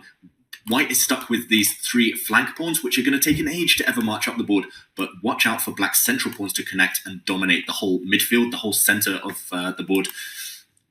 This is just one-way traffic. Considering he just needs a draw, this is a dream for Vasily Graf. He's not only survived the opening, not only was he asking the questions, he's ahead on the clock now, and he's got the advantage on the board. Why not push forward for glory? Yeah. And Robert, I didn't even realize the clock. I mean, this is crazy. Jan Nepomniachtchi is the one who had more time to start with. Now he's behind on the clock. It looks like Maxime has managed to pick up all the central pawns, giving up his flank pawns. The D pawn is moving forward. How do you see Jan fighting this one? How does he keep the game going? And that's what he needs to do. I don't have an answer specifically, but generally, he needs to keep the game going and try to get a mutual time scramble, because that's the way he comes back in this position. He needs to win. He doesn't need to equalize, because let's say the way to equalize is trading off all the pieces and shaking hands, making a draw. A draw is a loss for the player with the white pieces in Armageddon. So how do you stir up some trouble? I don't think you rush it. A lot of people think when they have to win, they just go all in for an attack. They sacrifice pieces. Here, you just need to keep the game going somehow, because white has an outside pass pawn, this h3 pawn. So in certain endgames, that can be at the minimum a decoy, or at the best, it can become a passer and hard to stop.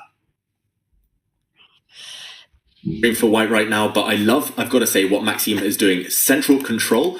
These pawns control everything. They dominate the board. And he's also marched his king out into the center. We normally say don't try this at home, but with queens off the board, you're unlikely to get checkmated. Now, knowing that a draw is sufficient, he's aiming to trade off the rooks. This was shut down, but watch out for these pawns advancing. I also love the fact that the king is going to support the pawns. The pawns are the pride and joy here, the foot soldiers, but the king is going to support them and just enforce their advance inexorably towards the promotion squares. And look at this, they're just going to steamroller everything in their way. The white bishop's now lost 2 full tempi. The black king is going to come. I'm itching for this move. The black f pawn's going to roll, and I just don't see anything for white to hope for here.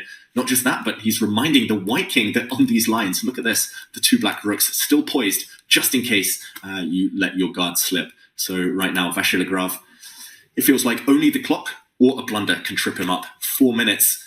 Robert, you mentioned the time situation, lack of increment. Oof, it's going to become a race at some point. Do you think the position's easy, natural enough for Vasily Graf to play under time duress? Well, a lot of his moves have been easy to this point, but look what's happening and look at the evaluation bar. The king is in the center, bishop h4, not an accurate response. And this white knight that was sitting on g3, it can hop forward, e4, maybe to c5.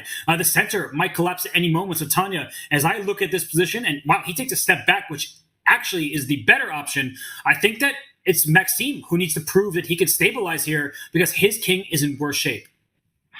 Yeah, because it just felt like you come back with the knight, you're actually inviting Black's e-pawn to move forward, and Maxime doesn't make the move. I think he's calculating what happens after White gives a couple of checks. f5 comes to mind. If you go forward with the king to e5, perhaps bishop f4 check is the big threat. Watch out that d4 pawn is hanging with the knight and the rook on d1 lined up. So decision to be made in the center by Maxime, and it's not an easy one.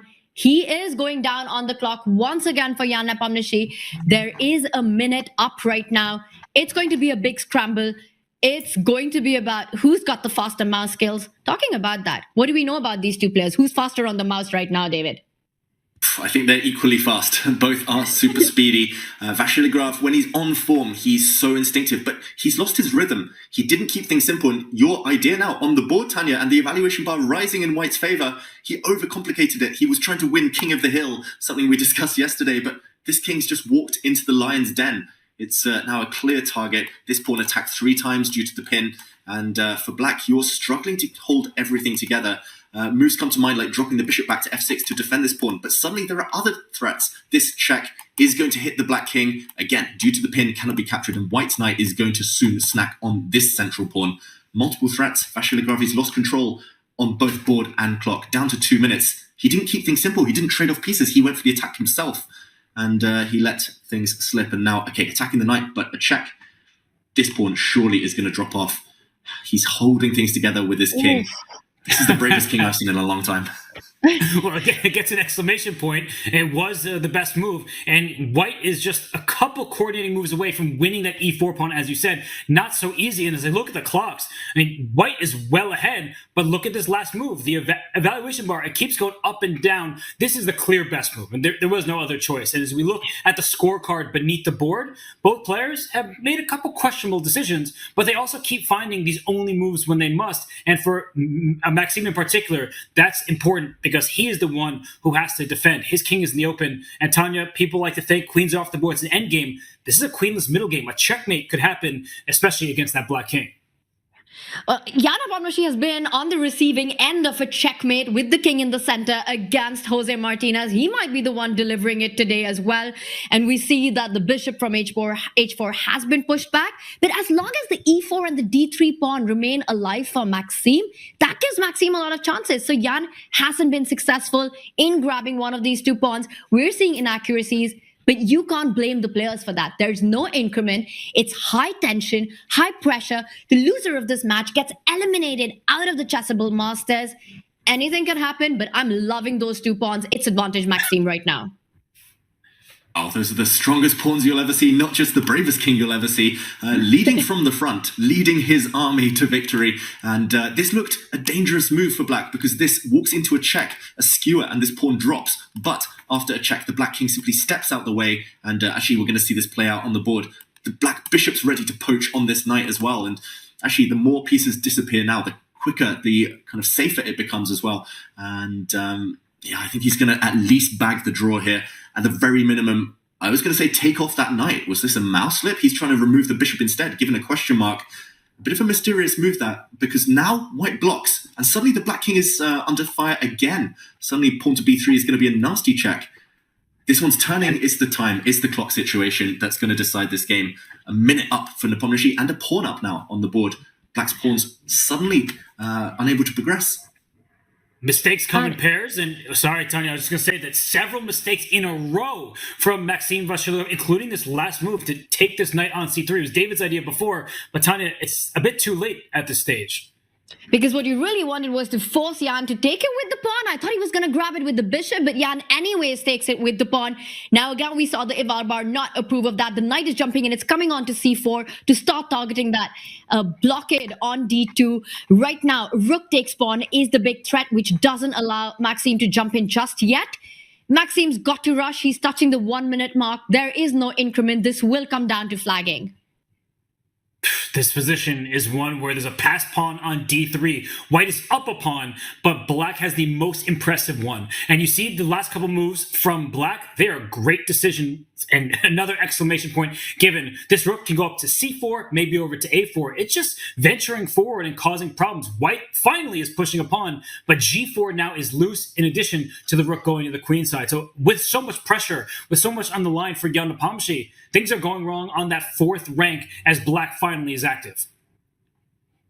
Oh, black is active, but white now putting his king on the edge of the board. This is counterintuitive. He's trying to set a trap. Do not take this pawn with the black rook, because suddenly the white rook would have eliminated the black knight, and white would have trapped the opponent. Instead, he's aiming to remove the defender. White rook, if it's traded off, can no longer prevent the advance of this d pawn. It's going to be a race, but it looks like black is simply ahead. Black's pawn too close to touchdown. The knight is coming. The king is coming, but a mistake now by Vachier-Lagrave. White's pawns are running. Suddenly white's ahead. And that's the point. The king was needed to stop those pawns, and Maxime Vachier-Lagrave reacts. He knows he missed this idea. Jan Nepomniachtchi is back in the game. All Maxime had to do was jump in with the knight to attack the bishop, but he's one move too late. Can white just continue marching down the board with the g-pawn, ignore the bishop hanging on d2, Robert? You absolutely can. As you see those arrows, that is what white should do. You can also first move the bishop back to safety, but look at the evaluation bar to the left of the board. Look at the trajectory of the game beneath the board. It was white being worse, then white being better, then suddenly white's completely winning after black was winning. The advantage has exchanged hands. Unfortunately, it's not changing anymore. White is winning. 2 passed pawns are better than 1. And now Maxime, King David has to fall back, but it's too late. And that's it. Maxime Vachier-Lagrave resigns. The g-pawn is unstoppable. Maxime is eliminated. Jan Nepomniachtchi, with a big turnaround, takes the match. Wow, David, just unbelievable what we just witnessed. Crazy stuff. So many turnarounds. We said it. Maxime played a great game. He was so brave with his king, but ultimately the clock situation punished him. One slip and it was all over, and he is out of the Chessable Masters. Maxime Vachier-Lagrave and Wesley So have been eliminated. Jan Nepomniachtchi and Alireza Firouzja continue their run. What an Armageddon that was. An absolute roller coaster. Robert, heartbreaking for Maxime. It's going to hurt. It's really going to sting. And as you see, Jan Nepomniachtchi becomes the second player who is already locked in to the losers quarterfinal. It probably should have been Maxime Vachier-Lagrave, or at least that's how he feels. But that was steely determination from Jan Nepomniachtchi. He never caved. And he actually created complications where it looked like they didn't exist. So Alireza Firouzja, he earned his match victory after a slip from Wesley So. Jan Nepomniachtchi did much of the same. It looked like the other players were going to get the job done, but that's what happens in these quicker time controls. In a flash, did the advantages change hands. So unpredictable, this new time format this season on the Champions Chess Tour. We saw 2 of the most beautiful checkmates you'll ever see, and ultimately it was those 2 players who delivered the checkmates who progress and will be gaining confidence every single round. They lived life on the edge. I'm going to say both players really playing fast and loose there with their pieces, but ultimately rewarded for their courage. And commiserations to the others who were eliminated. They'll be back later this season. Wow. Just complete turnarounds at the end in both those matches. Alireza surviving a big scare against Wesley, so it looked like Wesley had the win in his hand, and then that turned around. And here it looked like it was going to be Maxime who makes it through, and then it turns around. It has been a shocking, dramatic start here at the Chessable Masters. But of course, that's not the only chess. We've got some great news for all of you watching. Your regular collegiate chess league matches, they're returning next Saturday on February the 10th. Mark the date. It's 10th of February. Tune in for exciting team chess matchups between top university level talents with commentary from CCL's Joe Lee, and the one and only Anna Crumling will be back. Use the command CCL in chat for everything you need to know. And of course, we will be back for more as the day is just started. While it has been the end of the road for Maxime, Jan Nepomniachtchi goes through. The battle continues in the winner's bracket. We will be back in just a few. Don't go anywhere, as Magnus and company will be playing more chess.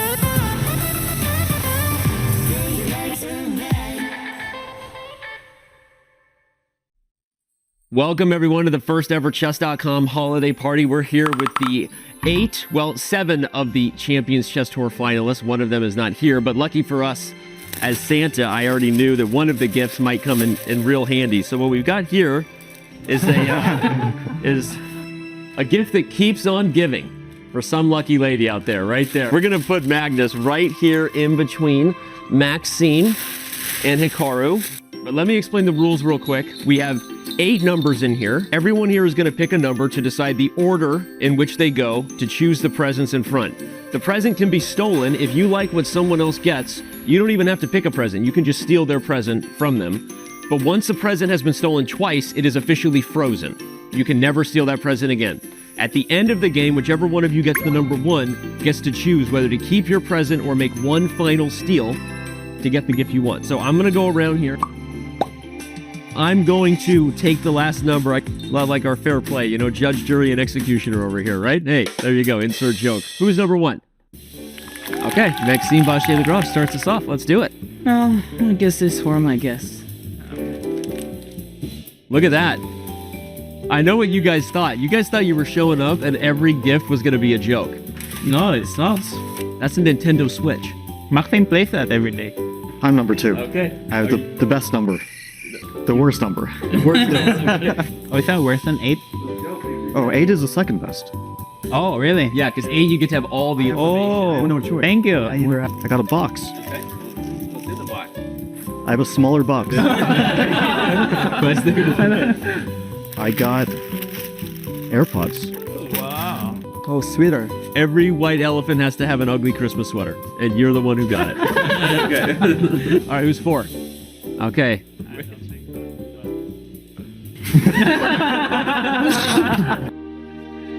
You can cook tonight. That's it. What is it? Dennis, here we go. Okay. Is that magnet?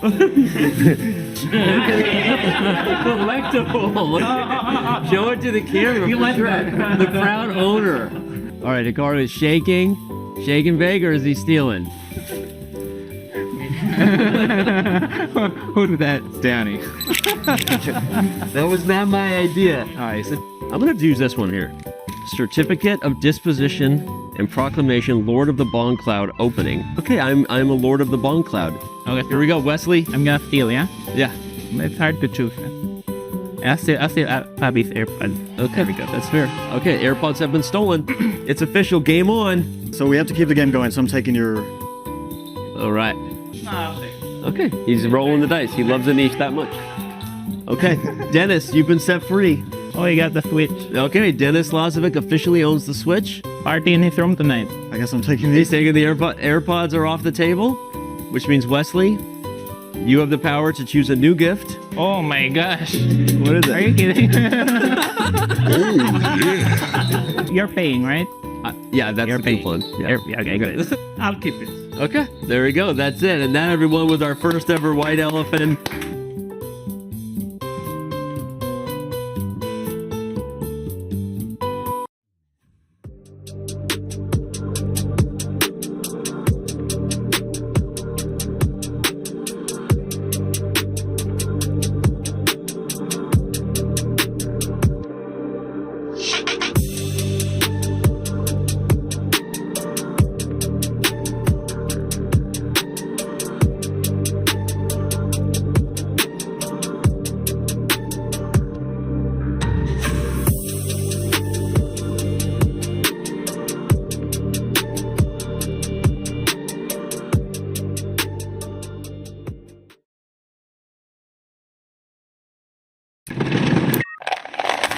He's down a piece. He's down 2 pawns. A couple of checks. Magnus's king is going to dance easily out of them. Take my queen and give me a new one, please. He's losing now. Walked right into the net. And they know it. They know it. Turn your boards. 909. 952. Probably made a big mistake. Oh, and the bar's going up. This is an absolute gem of a game. Wesley So has done it. He's going in for the attack, but He's walked into checkmate. Black can play rook takes pawn. One move checkmate. 2 seconds. Oh my god. What an Armageddon.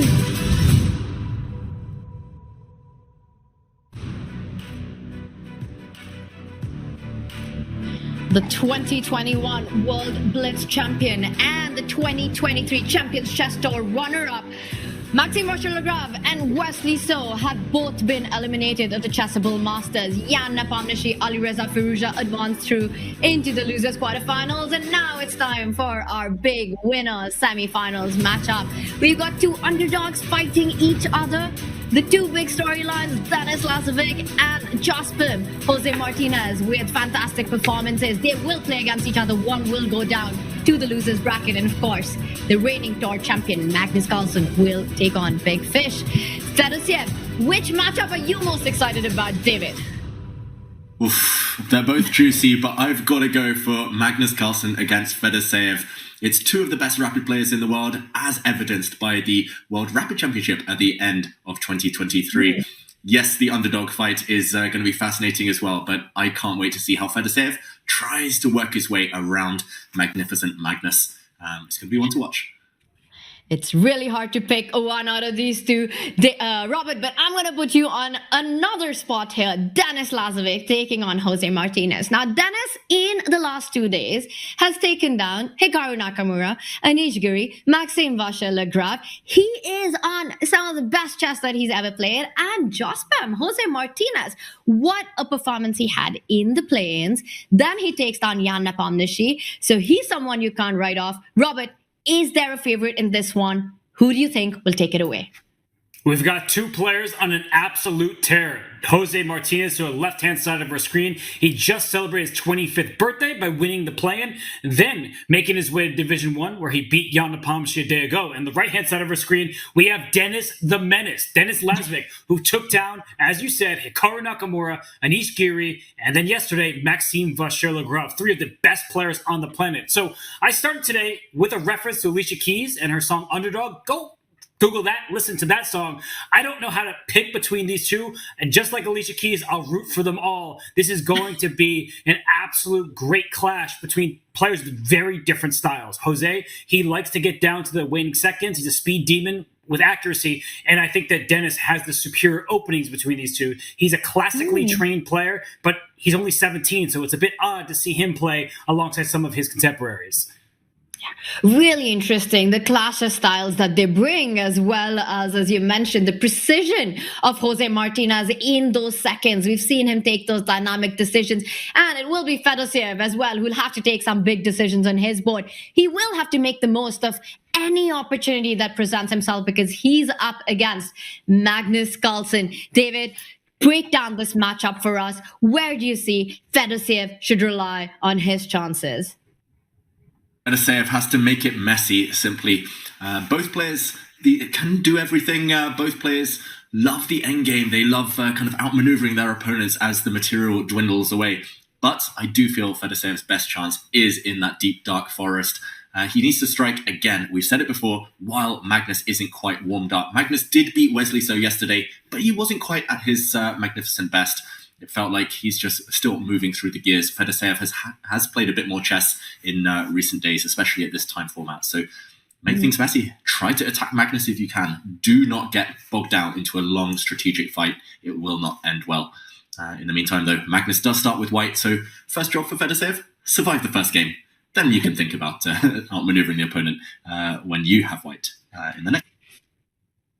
It's a really good point. Starting with the black pieces, just make sure no disaster strikes early. And you alluded to Mikhail Tal's forest of complication, where the path out is wide enough for just one player. So try to make the water muddy. Try to get him into messy situations. Robert, do you agree that that is Fedosiev's best chance here? Try to get as much chaos in?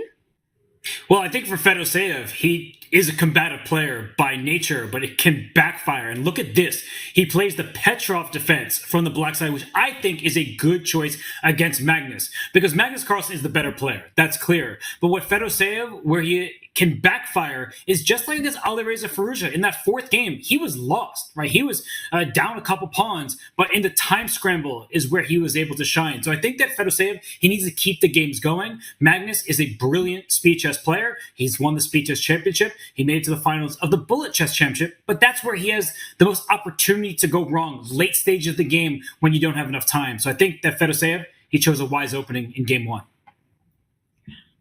Times have changed. When I was young, okay, Magnus there, a bit distracted, maybe closing the curtains, but when I was young, this opening, if anyone played this way against the Petrov, trying to trade off queens early, we would have laughed them out of chess. We would have told them, this isn't the game for you. You know, you're too timid. Nobody likes players who play for a draw, but Magnus plays this type of position for a win. It's so symmetrical, but white has 2 extra tempi for now, and it's all about placing the pieces on their best squares. Yes, the queens have gone. I guess Magnus is simply arguing that there's enough forces, there's enough of his army left to cause some problems later. He's beaten the likes of Jan Nepomniachtchi before in this type of position, but I'm still skeptical. Magnus, why? Why not entertain us? We want to see more checkmates. But Fedoseev, he's going to emerge unscathed from the opening, and the battle's really going to be postponed towards the endgame now. Robert, surprised at all? Are you as scathing as me? Maybe I'm being a bit too harsh about this opening choice. I was surprised, but I think that it's Fedoseev playing something that he doesn't always trot out. So I think that Magnus Carlsen, as you said, he likes getting positions where there isn't so much risk. He can outplay his opponent. And we saw just before the latest move that the draw rate was through the roof. So Tanya, when the history shows that black can hold on quite frequently, I think players, they think, let's go for that. But against Magnus Carlsen, it's a totally different game. Absolutely agree with you. This is a queenless middle game. While there is an obvious but a big threat on the board immediately by Magnus, that knight jumping in, knight takes c7. So it's something that you need to take care of immediately. He falls back with the bishop. And yes, the queens are off the board, but the gloves are still on, because I think the players want to still fight it out. Magnus, we've seen him do crazy things in the end game. So I'm still expecting this to be a fight. He's fighting for more space right now. It's going to be a battle. It's going to be a slow one, but we've got a game on our hands. It's far from over when you're playing against Magnus. I think it only gets scarier when the queens are off. I'm inclined to agree. I've suffered so many times at the hands of Magnus. I think we all have at this point. Once the queens are off, he knows better than anyone. He just has this feel of where the pieces belong. He spins his web, and sooner or later, it does get tactical, it does sharpen up, and then he takes his chances. I've got to say, he's handled this really well. No weaknesses at all in the black camp. Black's king is castled. The rook will slide across to e8. It's just about how white develops the pieces. The white king needs to choose a side. Maybe it'll sit in the center, but I don't see why black should ever be worse. You kick back the white knight, you develop your own pieces. This should be level with equal play. It's just about whether Magnus can exert that magic a bit later. Without meaning to be too pessimistic about this game, should we check out the opening, the early stages of the other battle, the clash of the underdogs? Jose Martinez against Denis Lazovic. That one, still early doors as well, but okay. Looks like a quiet variation of the Spanish. Very symmetrical there as well, Robert. What do you make of that opening? Who's it going to favor?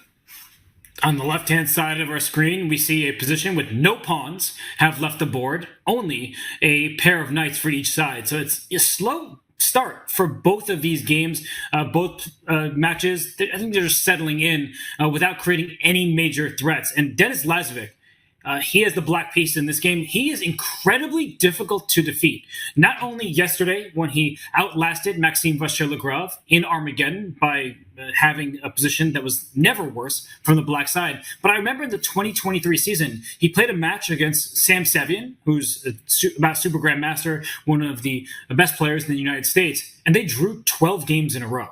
All right, he just doesn't lose no matter who he's playing. So it's a rare sight for him to actually get in trouble because he's so solid. And it's no surprise to me in this game, Tanya, that Jose, he is trying to come up with some ideas that give him an advantage. And Dennis is saying, no, you're not going to get that because I am one of the most grounded players on the planet.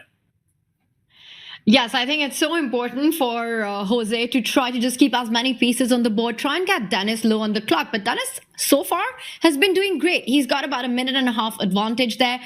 I think the one spot where perhaps Jose would have a better chance is if it becomes a true time scramble. We've seen Jose do amazing things with just seconds on the clock. Meanwhile, in the previous season, we saw Dennis go down on the clock and struggle in those situations, especially if the position was still complicated. Dennis has great endgame technique. Jose, meanwhile, he seems to really thrive when there are complications and less time on the clock. So this is going to go down to those seconds. Who's got those extra seconds when there's a time scramble? It's still far off from now. A really level start. Right now, I'm already looking at ideas for Jospim. Can he try and go all out? Can he try and strike in the center? There are two breaks that come to my mind, Robert. D4 or F4. Is this something that Black needs to keep an eye out on? For sure, and I just want to point out, you called him Jospim, and somebody like, who's Jospim? I don't see any Jospims here. Jose, he's a streamer, he's a content creator, and that is his online handle. So, well, I agree with you, David. I'm going to throw it to you because I'm not sure what White should aim for. Is it going to be D4? Is it going to be F4? How are you opening up this position? Or D5? I think the answer is neither after Denis Lazovic's last move. Tanya, your ideas scared Denis so much that he decided to strike first. And why not? If you are able to set up a strong pawn center like this with either color, normally you're the one holding the key to the center. You're the one who decides when to trade off later. It's up to Denis when to take this pawn in the center. But first of all, okay, a trade there. White's knight was too strong on f5, could not be tolerated, and now White has the bishop pair. So I'm liking Black's pawn center, but I'm liking the potential of these White bishops, especially if White gets one or two more moves, is able to unleash the beast. And this bishop and queen on the same diagonal, checkmating threats in the air. Not right now, but Denis has to watch out for that. First, I'm expecting him to just continue in his trademark style, Denis Lazovic, improve his pieces, bring all the pieces to the party, nice coordination, and that's why he very rarely loses games. He doesn't leave any structural weaknesses ever. I very rarely see him with doubled pawns, for example, and he nearly never has bad pieces either. So yes, White has the longer term advantage of the bishops, but I think he's doing everything. Robert, how should Jose start playing now? What would give White reason for optimism? Well, I'm not entirely sure, and I don't think Jose knows what to do either. He is below on the clock, and as you were pointing out, when you have bishops, you want open space, open diagonals, but any pawn move or capture, it leaves either a square or a potential weakness behind. And we did just see that exchange of pawns in the center. Black can take back pretty much with any of the three pieces that can take on d5, but it's also this bishop on c7 that may get an open diagonal in the future if Black continues to push in the center. So I love this from Denis. Tanya, he takes with the pawn on d5. That would have been my first instinct. Do you like the pawns in the center or the fact that White can challenge them? I like the pawns in the center. I think they control not only the squares like c4 and e4, but also give Black more space. Once the e pawn might move forward in a certain time, the bishop on c7 will open up. The d pawn might move forward at the right time, opening up the d file. It's just more flexibility. Look at that. The queen and the bishop are already lining up. There are threats along the diagonal. e4 is something that White always has to watch out for. I think c takes d5 is a choice that a lot of us would also make intuitively in this position. What do you think, David? Is that a recapture that would have been your choice as well?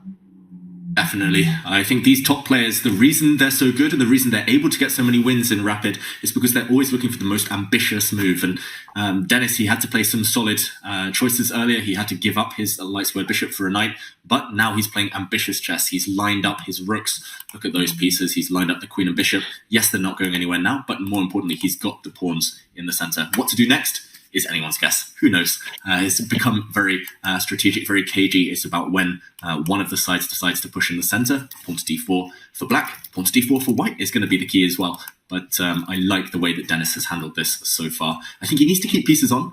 Bishops gain in power, especially the bishop pair together. The kind of deeper you get into a game, the more the board clears up. But for now, everything under control. And yeah, Robert, I think the clock situation as well, we mentioned it. Denis, he's doing everything right. He's keeping his time advantage essential long-term in this match as a strategy.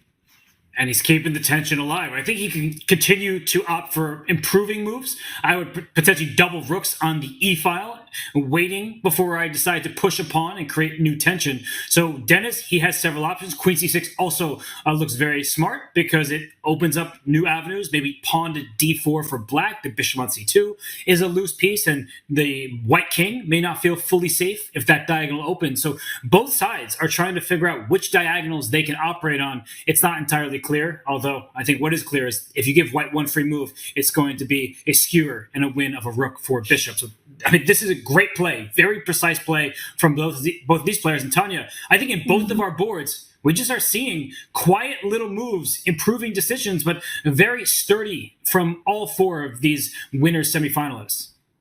Yes, and I really like that Dennis has parried that threat with an active move, rook to e6, also controlling the 6th rank. We might see the rook shuffle on to the king side.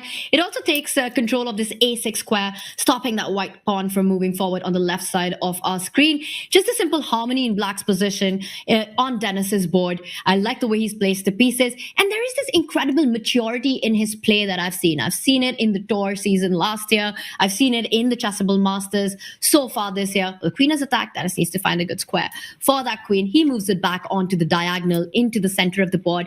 His strategy, his positional understanding, where the pieces belong, it all seems to fall into place so well. And it's just not on the board. I was so impressed with his answers yesterday. When you asked him, David, who's your idol? Who's your hero? The guy just said, I've got no heroes. He's 17. And it's just amazing to hear him talk. And his play is a true reflection of his personality, I think. In order to be the best, you have to beat the best, so you can't be too deferential towards them. You have to respect them, but not worship them too much. You have to be ready to pounce when the best players in the world make mistakes. And talking of the best players in the world, we see Magnus Carlsen against Fedorseev. That one as well, evolving. There have been some big decisions in that clash. The world number one has castled queenside with the white king, the board you see on the right of your screens there. He's also got the bishop pair, so both players with the white pieces in these two boards have the bishop pair long term, doing very well, but still cagey for now. And Fedorseev trying to maneuver around with his knights. White pawn structure in that game, Magnus Carlsen against Fedorseev, slightly compromised. White has doubled A pawns. So many small factors to break down, and it's not clear who it favors yet. Evaluation bar on both boards slightly favoring white, but not by much. And it feels like, again, calm before the storm, this middle game. And the clock ticking, that could be a key factor, especially the Magnus Carlsen game. He's just gone below the 4-minute mark. We mentioned sometimes in the time scrambles, even mighty Magnus makes mistakes. So I think we should delve deeper into that game. Let's jump in. Magnus Carlsen against Fedorseev to try to evaluate. Has he worked this endgame magic we've been talking about, this queenless middle game, we'll call it? And here, I've got to say, first glance, I like white, purely because of this knight that he's just installed on the c6 square. But black has reasons to be optimistic too, Robert.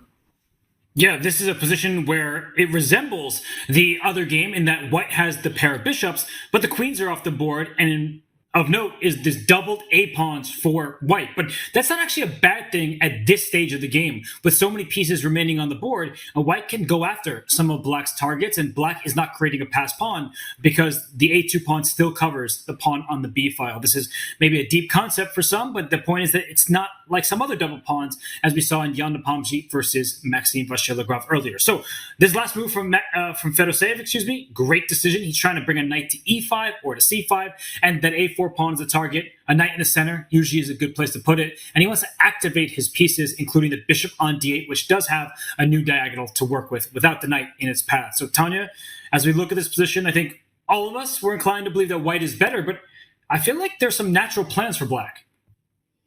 Agreed. And the point that you just made, without bishop on d8 stepping up to f6, taking control of the long diagonal a1 to h8 once white's bishop comes to d4, it looks like Magnus's bishop pair advantage is going to be neutralized really soon. Either there'll be a knight trade from c5 or the bishop trade from f6, and the pawn structural weaknesses in Magnus's camp more than enough compensate for Fedorseev, the lack of the bishop. I love that knight on c6. I'm trying to understand, why is our eval bar favoring white so much? Bishop d4, there seems to be bishop f6. If not, the knight is jumping forward into the game. What's going on here? Whoa. That's going on here. That's what's going on here. Oh, we didn't expect that. And again, the blue arrow indicating that black's only move, or at least by far the best move, is rook takes bishop. That would not have been on my radar, Robert. An exchange sacrifice pretty much demanded by Fedoseev right now. This is a pawn sacrifice, and I just wanted to point out, let's jump in. If this pawn is captured, if you just whip this pawn off the board, what could be more natural? Go up material. Suddenly a new diagonal for white's uncontested light squared bishop, and tricks, tactics in the air. Black has two loose pieces on this diagonal, and something might well just drop off. So don't be too greedy. I think likewise, if you capture this pawn with the knight, there are problems tactically. Bishop takes, and suddenly watch out for your back rank. You can trade off a set of rooks, but now you have to be careful. If pawn takes, suddenly a deadly check, and your bishop will simply drop off next move. So Magnus initiating the tactics. Let's just show what he... Okay, he's played pawn takes pawn. He needed to play rook takes bishop and basically admit that, okay, if rook takes, there are tricks in black's favor this time with a nice pin. But pawn takes pawn, Robert, do you think this is going to backfire? Fedoseev playing that move instantly. And look at Magnus's reply, what you were calling for, David. Bishop to b5. There are too many tactics now. And so what Magnus did is he gave away a pawn to free up diagonals for his bishops. And I say bishops plural, because now that knight on d7, if it continues to move, say, to e5, well, oh, and he does it a move too late to Fedoseev. The right idea, wrong move order. I still feel like he has chances to survive this game. Let's not count him out just because the evaluation bar is slightly in Magnus' favor. The material imbalance now is knight and one pawn for rook. And let's not forget about those opposite colored bishops. So black can use the dark squares to his advantage. White is going to try to operate on the light squares, but to what end? What light squares are actually valuable? That's an essential question. So I like the way that Fedoseev is handling this. I think this gives him the best practical chances. We're far from out of it. It's they're just imbalanced, as we would say, Tanya. The players have no idea who's better. And Fedoseev, I could see him, especially if he gets this pawn 2 squares further down the board, him working things in his favor. Do you think Magnus needs to be careful as well? I'm materialistic. I love the fact that there's an extra exchange for white, and I agree that black's got compensation, but that knight on c6, the bishop on b5, there are these tactical ideas of either knight takes a5 or knight takes b4 next. Watch out, the knight on d7 is still hanging. It's a threat that you need to take care of. To me, it just feels that Fedoseev needs to be on the defense. He needs to keep the activity going. He has to play active to defend this position. The plan that you're pointing out of the c-pawn moving forward, the bishop on b5 right now takes control of that. So it still requires a bit of prep. Right now, I'm expecting Fedoseev to move his knight. He does it. Knight to b6. The eval bar hits it. And Magnus just continues to keep opening up the position. The lines for the bishops and the lines for the rooks and the diagonals for the bishops. And now it's busted for black. This is a problem. Once this rook gets in the game, you can see that Fedoseev is in trouble. I think it's important to analyze what he could have done instead. And it was just a one-move play from Fedoseev that would have kept him in the game rather than opening the rooks up. Bishop to g3. Just trying to blockade this d-pawn so the rooks don't have open files. When you're down material, especially when your opponent has 2 rooks, just one for yourself, you need to keep those rooks contained. So this would have been a good choice. Instead, what we see in the game, the rooks are loose, they are free to roam about the board, and now one of them is off the board, and that's bad news for black because that a5 pawn is tender, the d file remains open. Black can't keep everything under his control, and Magnus Carlsen for sure is winning this first game, David. 100%. It's all about that target on a5, pretty much indefensible in the kind of short term. And this white a pawn, not only does it promote on a light square guided by your bishop, but it's pretty much unstoppable. You have no rooks left as black. Yeah, knights are terrible at stopping these corner pawns, these rook pawns. So once the white knight retreats, takes this pawn, it's a matter of time before Fedoseev has to resign. We saw him sit back, exhale a moment ago. He knows it's over. The white rook doesn't look impressive now, but it will soon join the fun. And I think we'll see a very simple plan. Black's counterplay far too slow. And Magnus, he's going pawn hunting. He's going to hunt down the full point in this game soon, closing out the victory. Again, just in the space of 1 or 2 moves. This is how strong the top players are. They punish you, one small imperceptible slip. And here we go. Knight takes pawn, inevitable. It's just a straightforward plan. Magnus about to bank it. We think, Tanya, shall we go to the other game where there's still action on the board? Definitely. I just want to say this is how strong Magnus Carlsen can be, especially in these positions. I mean, we were talking about an equal opening, an outcome where White had nothing. And then just out of nowhere, Magnus comes up with a winning position. How did it happen? When did it all go so wrong? It's just unbelievable how he makes these things just appear on the board and makes chess look so easy. It's insane. He's playing against one of the best players in the world. He has a completely winning position out of a completely equal opening. Magnus Carlsen just doing Magnus things. I think it's a good time, David, to jump over to our other board, which is far from a queenless position. It's an exciting middle game. Robert, what do you make of what we're seeing on the left side of our screen between Denis Lazovic and Jose Martinez? It's definitely heating up on the left-hand side board because there are open diagonals for both players. Usually, open space, it is good for the player with the pair of bishops as Jose Martinez.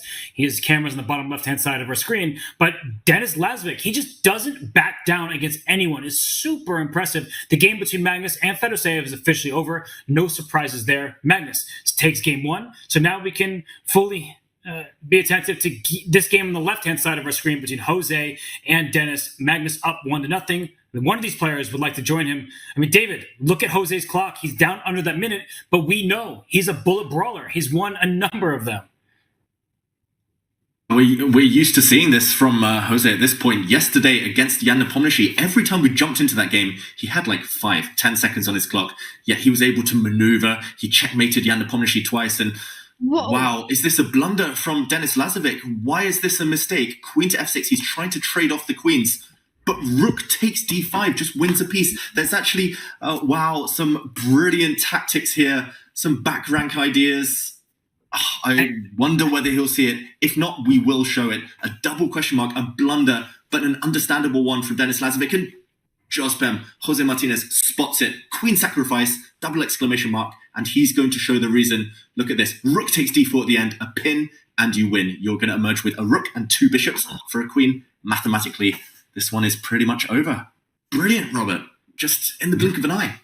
And you could see Jose, he was quizzically looking at it. Wait, this doesn't look right. I didn't spot Queen f6 on my radar. And Denis shakes his head like, I should have seen that. Come on. And the point is that loose pieces drop off. A rook and 2 bishops, they overwhelm a queen. It's worth more in value. 2 bishops and a rook, that's worth 11, maybe even 12, so queen's 9. So this one, it should be easy conversion now. Tanya, I mean, Denis Lazovic, he doesn't blunder often, but he just had a critical error at that moment. And now it seems game 1 for Jospem.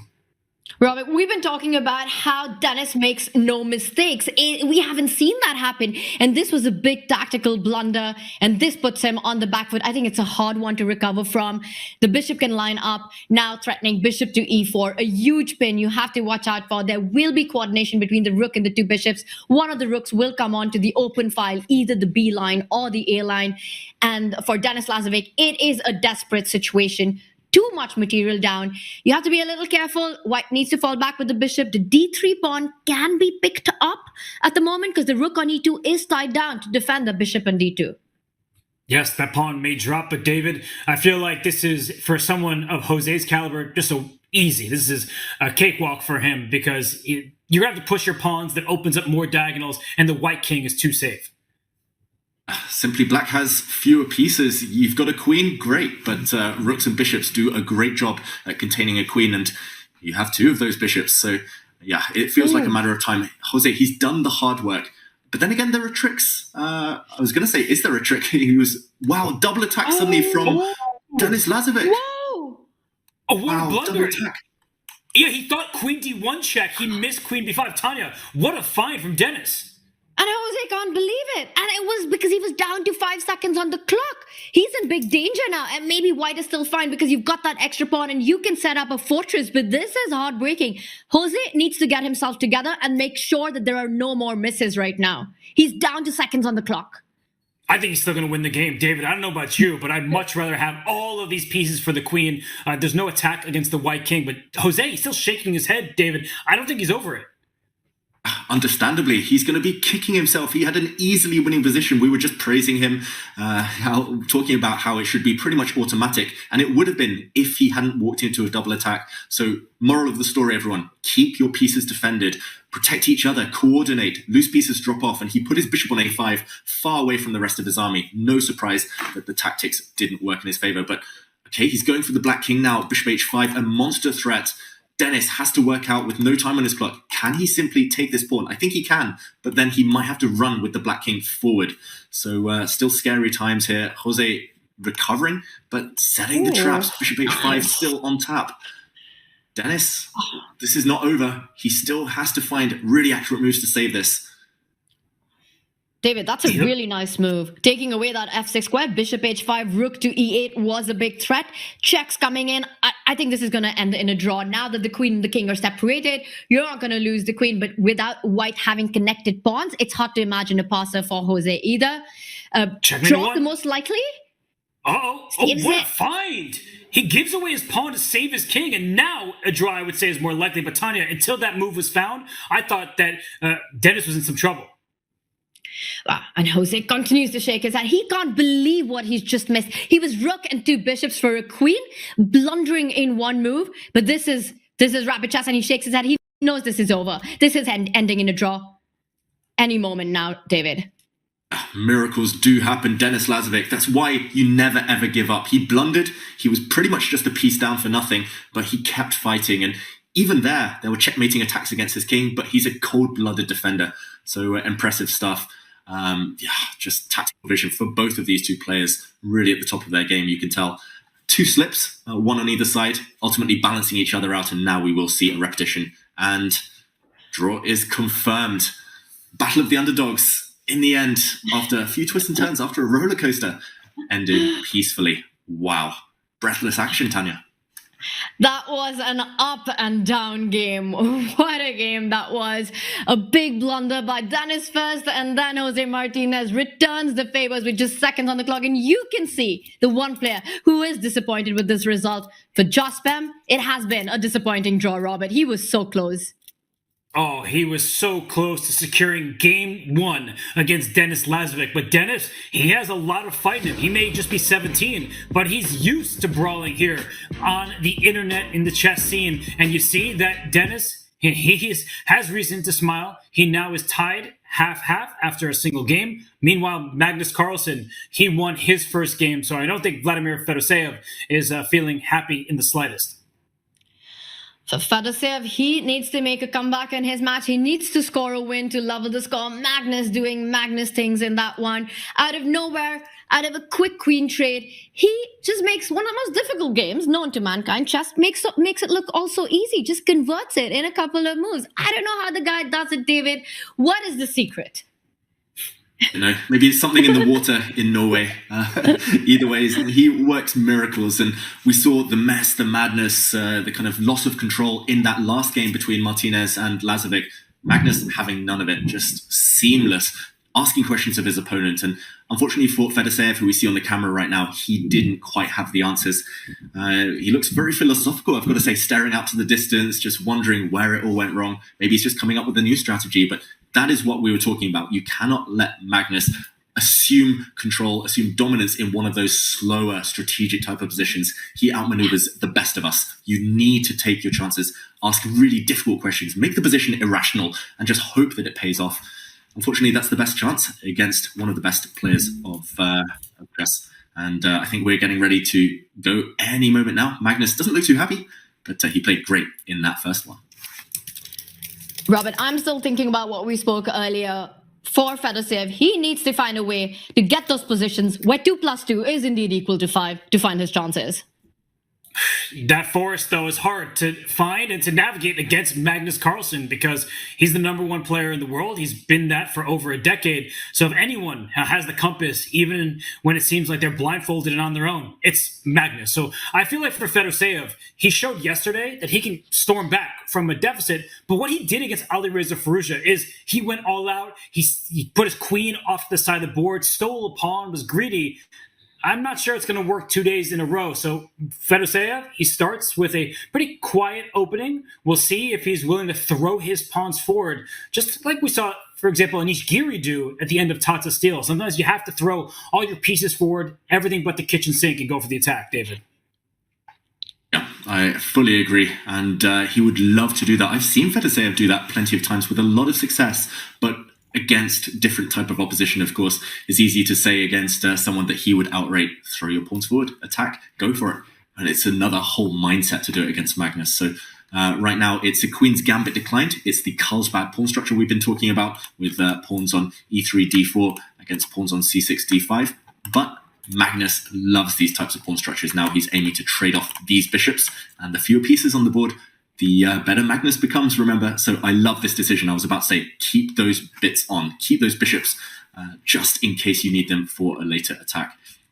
Magnus doesn't look too happy. What do you make of the body language and the start of this game, Tanya? The way he won the first game, I think he's got all the reasons to be happy right now. It's hard to say how he's feeling, but I think he's very pleased with the quality of play from that game one. He jumps in with the knight to the center of the board. And for white, I was just about to say, needs to take a decision. Fedoseev, does he put the knight on f3 or the other plan that we see with the knight moving in front of the king to e2? Instead, Fedoseev chooses the approach where eventually the knight can jump further on. The knight can land onto e5. We might even see him try to build chances with shock castle, the f-pawn moving forward, f4, f5 in certain positions. But having white, he needs to make sure that he does create as much of a possibility to get a game out of this one as much as he can, because it only gets harder on from here. Well, with the white pieces, he has 2 whites in these final 3 games, does Fedoseev. As you're saying, Tanya, he needs to make the most of it. And I like his position. Optically, it's pleasing. You have all 4 of your minor pieces out on the 3rd rank. You control key squares, and namely the f5 square. Like, black can't easily jump forward in this position. And so the next moves aren't obvious for how black should develop. Your bishop on c8, it's tucked at home. You may want to go all the way out to g4, but that walks into Tanya's plan with knight to e5. So, David, as we look at this position, you know Magnus very well. He might have to settle for a cramped structure. Do you think that he's quite displeased with what he's achieved out of the opening? I think Magnus is happy with the pawn structure he's got. He's happy with the skeleton of the position. But as you say, Robert, there's no natural plans. And Magnus, he's probably better than anyone at just putting his pieces on good squares, finding nice homes for them. Here it's tricky, even for the likes of Magnus. And like you say, awkward squares. So he's in 2 minds. He's happy that he's got a solid foundation, but awkward squares for his pieces, like this e6 point. We never like to see bishops kind of staring at their own pawns. They look like big pawns in this type of position. And yeah, it's just about how Magnus is able to maneuver. Maybe after pushing the a pawn, he'll bring his knight out via a6. Maybe he'll bring the knight back round to sit by his king. He's rock solid, and he's a point up in the match, so he has something to play with. It's just about whether Fedoseev can attack. And on the flip side, I don't really see exactly what white should be doing. Often here we talk about minority attacks, throwing 2 pawns forward to undermine these 3 on the queen side, but that is less attractive with the black knight sitting in the center, nicely poised to jump into any holes later on. And here we go. Fedoseev, he's maneuvering. This is exciting. This is instructive as well. Going towards this black king. He's just edging towards the king side. He's going to try and put some pressure on this black bishop first of all, but watch out for some nasty checks just in case if you keep if you forget to keep your king safe later. So yeah, I could go on about these pawn structures forever. I'll stop now, but I think that Magnus isn't as comfortable as he would like to be, Tanya.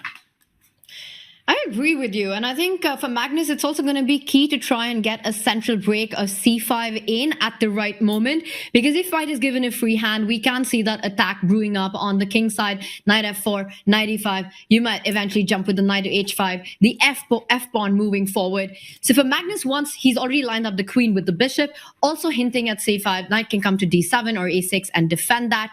I was expecting Fedoseev to land on the e5 square with his knight, but we see a different plan here. Bishop to e5. Robert, does this surprise you? It does, and I think that Magnus suddenly has fixed all of his problems because his latest move, bring his queen to c8, may look unusual, but he's lining his queen and bishop up. So bishop to f5, trade pieces when you have less space. And in this position, black is feeling a bit cramped. You haven't fully developed. So trading pieces should be favorable for Magnus Carlsen. And as soon as I say it, he plays it. I think that he has neutralized the opening advantage from the white side, but the game continues because there isn't complete clarity. As David pointed out, white's knights are heading towards the black king. It can be a bit scary if you are not accurate, but now that the development is complete, I do think Magnus, he has everything under control, and it's a timely sip of water or whatever's in that bottle there because he's feeling good about his position, Tanya. Yeah, I think, David, you were asking about Magnus's body language. I think this has got to be a lot more relaxed for him now that one set of minor pieces are off the board. He's managed to get rid of, well, what is considered one of the big problem pieces in these kind of pawn structure, the light squared bishop. You really want to trade that off, and he's done it, which solves a lot of problems.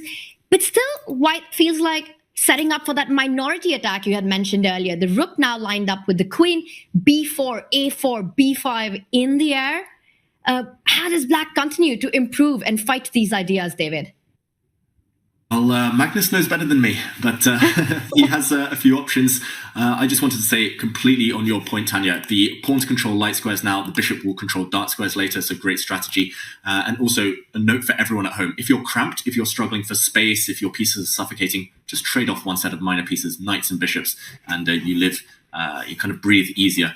And I was going to say, actually on the last move, Magnus could have gone for a double attack. I was slightly surprised the black knight didn't jump in to hit this pawn, first of all, which has just moved. It was sitting on b2, but also the black knight from c4 would have hit this bishop in the center. So Magnus, he could have actually forced the issue, traded more pieces off, and felt probably safer. But now, what he would love to do is somehow get either the queens off or maybe one set of knights off. He'd love to trade off white bishop sitting pretty in the center. Ultimately, though, there we go. I was going to say, just before that, Magnus's trademark move is to push rook's pawns, flank pawns. Reinvigorated by AlphaZero in 2019, Magnus had one of his best years, and he loves kind of gaining space on the flanks. Watch out now for this backward pawn to be an issue later. The black rook could slide across. So Magnus has got a bunch of ideas. In the meantime, I don't really see what Fedoseev should be doing right now. Ultimately, this pawn structure is something Magnus is known for, and Fedoseev, I thought his opening was a success, but one or two moves later, the departure of those bishops, and suddenly it's just a position, as we say. It's just roughly level, and I do fear for his chances. Okay, this is one to check in on a bit later. Maybe let's zoom out and go to the bird's eye view to check in on the other game, the clash of the underdogs after those mutual blunders a bit earlier. Who will recover best? And Robert, we see it on the left-hand side there. First glance, who do you favor?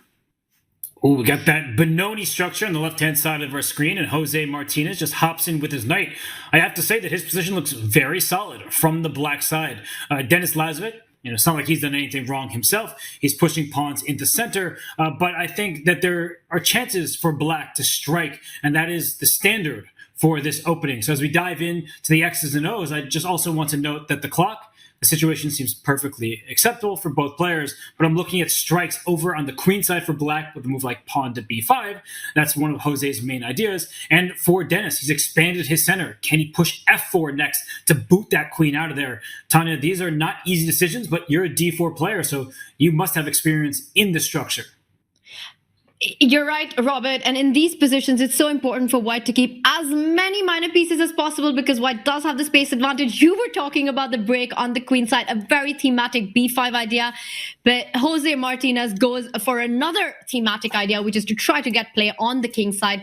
He pushes the g pawn forward. You have to watch out for this g pawn from g5, going one step ahead to g4, really cramping down on the king side, gaining more space, isolating that e4 pawn, making sure that the f pawn remains a backward pawn on f2. I really like this aggressive play by Jose, and it really puts Denis into the think right now. Two sets of minor pieces off the board. In these structures, it does favor black, David. Yeah, and exactly. This Benoni is all about trading one set of pieces so you're not struggling for space, as we mentioned in the other game. And talking of fighting for space, he's been stopped on the king side. He's now throwing pawns forward on the queen side. I was going to say black's pawn move, pawn to g5, it's the sweet spot. It's active and it's strategic. It's kind of playing dynamically, but also stopping white's main plan of pushing a pawn to f4 for good. But now it's all about the other side of the board, and how does Dennis react there? A bit of a positional threat to capture on c5 due to the fact that black's pinned on the b file, this rook undefended on the back rank. Ideally, you would love to move this bishop out the way, therefore always connect your rooks if you can. But white's queen also peering down at this pawn. A bit awkward, I've got to say. I think Dennis has chosen the right moment to strike. So I love what Jospem, I keep saying Jospem instead of Jose, but what he's been doing so far. But still questions to answer. And he trades off, and this is a high responsibility decision because now he's left with a backward pawn forever. And he has to back this up with active piece play. The idea, I guess, Robert, is to activate his pieces to better outposts. Taking control of some key dark squares, why not? And I think a critical point is that this a5 move, it challenges the white rook and says, where are you going? So look at Dennis, he backs it up, and so quickly does Jose play knight to d7. Look at how he's played.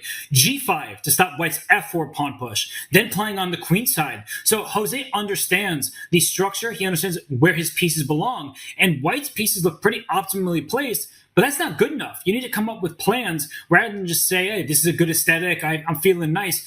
What is the next plan for white? I'm still looking at a way to try and push the pawn to f4, but it does open up both kings. It's not going to be a one-sided attack. Both players need to watch out at this stage, Tanya. You're absolutely right about that. And I think there are two plans in these positions, Robert, for white. You either try to push f4, which is a double-edged sword because you open the G line for both. You could do that with either shifting your rook from d1 to f1 to support the advance, or perhaps the queen could fall back to d2 or e3. The main idea is to defend this f4 square, try and push black queen back, and then expand in the center. The other idea that I see for white is maybe another shift, a more strategic plan to try to double up on the D line, making sure that black's knight on d7 stays as a defensive piece. I see that Dennis has gone for queen to e3. He wants to get f4 in, and he does it. This is blowing up, this is opening up, and it's not a one-sided attack, as you pointed out, because the G file opens for both players. We're perhaps going to see a trade on f4, and then the queen falls back. The king will shift to h8, and who lands on the G line first? Yeah, it's just a race now. It's going to be mutual attacks. I was looking at the queen side for the last few moves, Tanya, and then suddenly attention switches elsewhere for both players. And I just want to talk as well, as this one really starts to heat up, about that previous game. Surely if you're Jose Martinez, you get frustrated. Denis Lazovic just never loses. And now he's the one on the attack. He's the one pushing. Do you think Jose's happy with the outcome here? Especially as his position is kind of hanging by a thread. E5 now in the air. It's lurking. What's going through his mind, Robert? That he's probably a bit scared. E5 is a tremendous threat. It hits the queen on f6, but it also tries to spring free some passed pawns in the center. And black's pieces are pretty well placed. The rook on b8, it protects a pawn in front of it. The rook on e8, it tries to counter white's ideas in the center. The queen on f6, the knight on c5, they're very clearly on active squares. So now it was the bishop's turn. So he plays bishop d7. He kind of had to, not that it was the only good move, but Tanya, as I look at this, white is playing e5 whether you like it or not, so at least create a counter threat, and that pawn on a4, that one is in the line of fire from black's pieces now. This is really heating up. E5 on the board. Black is going for the queen side with the pawn weaknesses. White now steps away with the king. It looks like it's going to be white's rook that's going to be arriving first on the G line. Black has to take a moment out. I don't believe you can capture on a4 right now. Rook G1 just looks far too menacing. Dennis the Menace, you give him rook G1. That's going to be trouble. It might be time for Jose to step aside with his own king to h8 to try to dodge all these ideas along the G file. Say king h8, Tanya, and I agree, it might well be the best move, but I don't see it with confidence because it's also sitting on an open diagonal potentially. And I wonder whether in the near future he's going to try and drop his queen on the d3 square just at any cost. It might come at the cost of a pawn. And it's just more important to survive with your king. Get those queens off at any cost. That would be the other main move on my radar, at least right now, for Martinez. 3 minutes on the clock. If you're getting attacked, you have to maintain some time. And there we go, queen to d3. I think a good practical decision. Evaluation bar says no, of course. But at least now with queens off, he will live to fight another day. And as we saw in the previous game, when the clock ticks down, he's really strong in that latter phase. So a decision to survive, Robert. But I think I understand why this gets a question mark. Just like Jose exploited a game ago, I think the fact that the queen is loose on d3 allows white to play knight to e4 now, and you can't touch that knight on e4. Oh, he missed it. But knight e4 was untouchable, and that knight would have landed on f6 with a check against the king, the rook, and the bishop all at once. So that skirmish, those tactical sequences there were favorable for Denis, but we know it's in his style to play the positional choice if he can. So I think that his position isn't bad in the live board underneath me here, but this would have been aggressive and playing for a bit more. It comes with risk, that's for sure. Loose pawns everywhere, but it also would have been playing with strength, with the initiative. So I think, Tanya, at this stage, we just saw the queens come off the board. A mistake was made, but it was overlooked. So really, was it a mistake at all? To me, the big question is, can't black just now pick up the a4 pawn? I see that the d6 pawn might be hanging after you give a check on g3, but at the end of it, once you give a check, black side steps, the rook on d1 is hanging as well, so you can't immediately capture d6. You probably have to trade the bishop for the knight first. It just feels like the a-pawn can be really dangerous here for Jose Martinez. It might be the moment to start looking for chances, because even if white eventually captures on d6, that white pawn on d6, David, will be a weakness. Maybe we can just show it. Knight takes bishop, knight takes knight, rook to g3 check. King moves. This time, I think f8 would be the square of choice. And then you grab on d6. Firstly, d6 is a weak pawn, but also look at that a5 pawn. It's a protected passed pawn, a good knight on a4. This endgame could be very dangerous for white, David. Definitely. White's bishop is not playing a role, and I think the most important point, as you called it, Tanya, this is not a real strength. Maybe the stronger pawn is the one behind it, tying down a black rook once it takes the runner, the front d pawn. But yeah, essentially it's all about black's queenside majority, and I actually think black has a pretty clear path to victory in this game. White with no counterplay at all. So difficult decision here for Denis Lazovic. Let's go back. I don't think he should get greedy. Instead, he plays the move rook to g1, and he's going for the black king somehow. But how? Wow, pawn to e6, trying to deflect away this black knight. The black knight is forced to defend its bishop, so you cannot take too many times on this e6 square. And now he's aiming just for a pawn storm. Pawn to e6, followed by pawn to f5, f forward here. And at least he's mixing it up.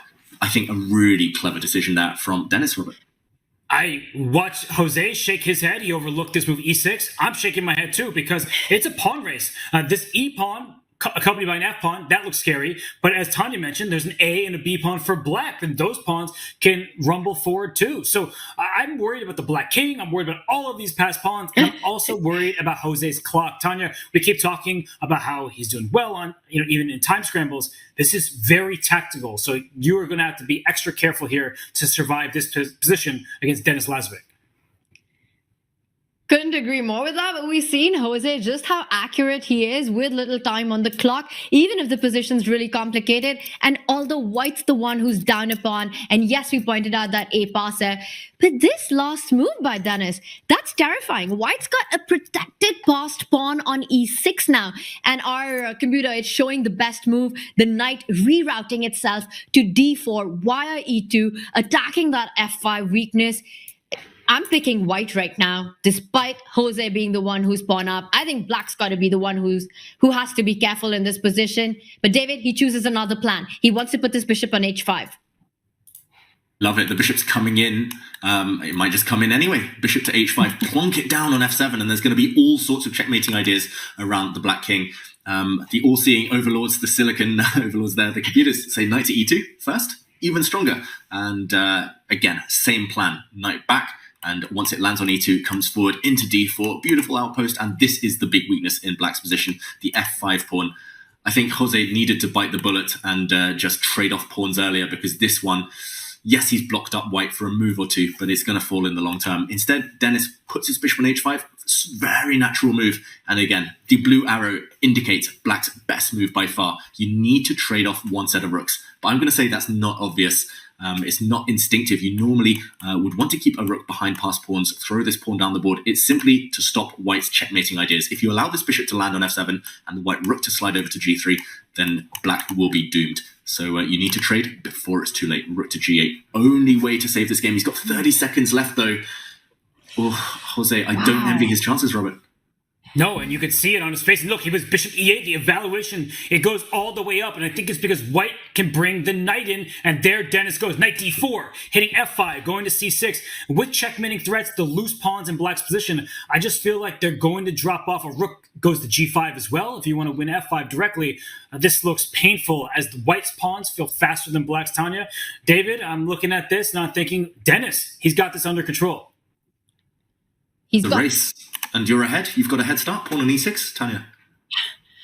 And Robert, this is something you've always said. It's not about the quantity of pawns, it's about the quality of pawns. And that pawn on e6 is worth more than just the one pawn deficit that white has right now. Look at the piece activity. Dennis also up on the clock. Jose shaking his head. He's down to 30 seconds. The f5 pawn is falling. The knight is coming in. The a pawn hasn't really gone down the board. That move e6, Robert, I think that was the moment that it changed the game. It changed the dynamics and it took Jose by big surprise. The key word is dynamic. It changed the game from one where both players were pushing pawns, trying to gain the upper hand, and then made it dynamic. And look at this position as David draws the arrows. David, you take it away. This is such a nice find from Dennis to secure victory, it seems. He's calculated so deeply, he's going to throw his knight out the way with a check now, a fork, clearing the path for the coronation of his e-pawn. He's going to make a queen. This is game over. Beautiful there from Denis Lazovic. He spotted it all a mile away. This is just wonderful play. Queen coming. Jose Martinez is going to resign. And there we go. Denis gets the win. Beautiful play. Wow. We're all so impressed right now. Just incredible precision by Denis Lazovic, starting from that move e6, amazing conversion and spectacular end with that move knight g6. You cannot stop the pawn from queening, and Denis Lazovic takes the first win of this match, which means that for Jose, he needs to win a game to level the score. And meanwhile, Fedoshev is about to bounce back in his match against Magnus, Robert. Oh, a long time ago, in a position far away, it looked like Magnus had everything under control. But look at the evaluation bar, but also the last couple moves. It is 2 extra pawns for Fedoshev, but maybe Magnus could use one of his pawns as a distraction and try to grab a couple of his own. A reminder to all of our newer audience members out there, if white just has a knight and a king against an enemy king, there is no way to checkmate. So that's what black is aiming for. Get rid of all of white's pawns, even if it costs you a knight, and that's what Fedoshev will avoid. So David, do you see any chances? You know how to grind like a grandmaster. Can Magnus try anything? He can, and he is trying everything possible to draw this game, to give up the black knight, give up the black pawns for all of white's remaining foot soldiers there. But computers indicating actually only one winning move. Fedoshev doesn't find it. He had to give a knight check first and actually maybe needed to keep more pawns alive because suddenly Magnus, as you said, is going to use the g-pawn as a distraction, and then the black king is just going to eat up white's remaining pawns. The black king is going to come in and some easy targets. Now that's... I've jinxed him. Commentator's curse. Why is that a mistake? And he's got away with it. He's going to come in now. Fedoshev actually could have given a check. We'll show this later. That was a beautiful idea to maintain a winning position, Robert. And you only see that because the evaluation bar is off to the side. Nobody is looking for it. David will show it after the game, but now we see the result should not be in too much doubt. You go after the white pawns, and that was another great move, by the way. King b5, that eliminates any questions instead of trying to bring your king away from that passed pawn.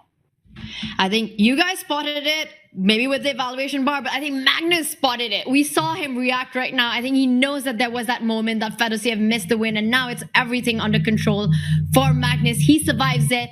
He doesn't only have the incredible ability to win winning positions, but he also has the ability to survive lost positions, and Magnus Carlsen does it again, saves the game, and it ends in a draw. But there was a moment, David, when Fedoshev could have won that endgame. He could indeed have won that endgame. Magnus Houdini Carlsen, though, gets away with it yet again. And I just wanted to very briefly show, if we have the opportunity, Fedoshev pondering, looking at his missed opportunities. But first, this is the breakdown, Tanya. These are the scores on the doors. And Denis Lazovic with a spectacular win with the white pieces takes the lead in his match. Meanwhile, Magnus Carlsen survives a big scare in that knight and pawn endgame. Fedosiev almost bounced back, but almost is not good enough against the world number 1, David. No. Not enough. So close though, Robert. So close, but against the top players, you have to put the chances in the back of the net. And here, I just wanted to point out, knight to e5 check was the winning move, and in order to simply deflect away the black king. But this is another story. Let's show the more spectacular of the two wins. After a trade of pawns, he brought his king forward, and Magnus actually slipped up here. He brought his pawn forward and then went straight in with king to d5. He needed to first throw away the pawn, force the the white king, even further away, and then go with the knight to start taking the white pawns with a draw, miraculously 3 pawns down. Instead, however, after king to d5, the miracle win. Knight to e3 check, as pointed out by the computer, and after king takes pawn, you throw the knight away as well. Deflect this black knight, and look how far away the black knight is from this pawn. Knights are the worst at stopping corner pawns, these flank pawns, and white would have made a new queen on the game. One missed opportunity there for Fedosiev, and Magnus gets away with it. So close, yet so far for Fedosiev. He still needs a win to bounce back in this match. And it's also the same storyline for Jose Martinez, who had a heartbreaking loss in the last one, so much in control, but Denis Lazovic scoring a big win. We've got a big Game 3 action coming right up. Don't go anywhere, as the players will be back.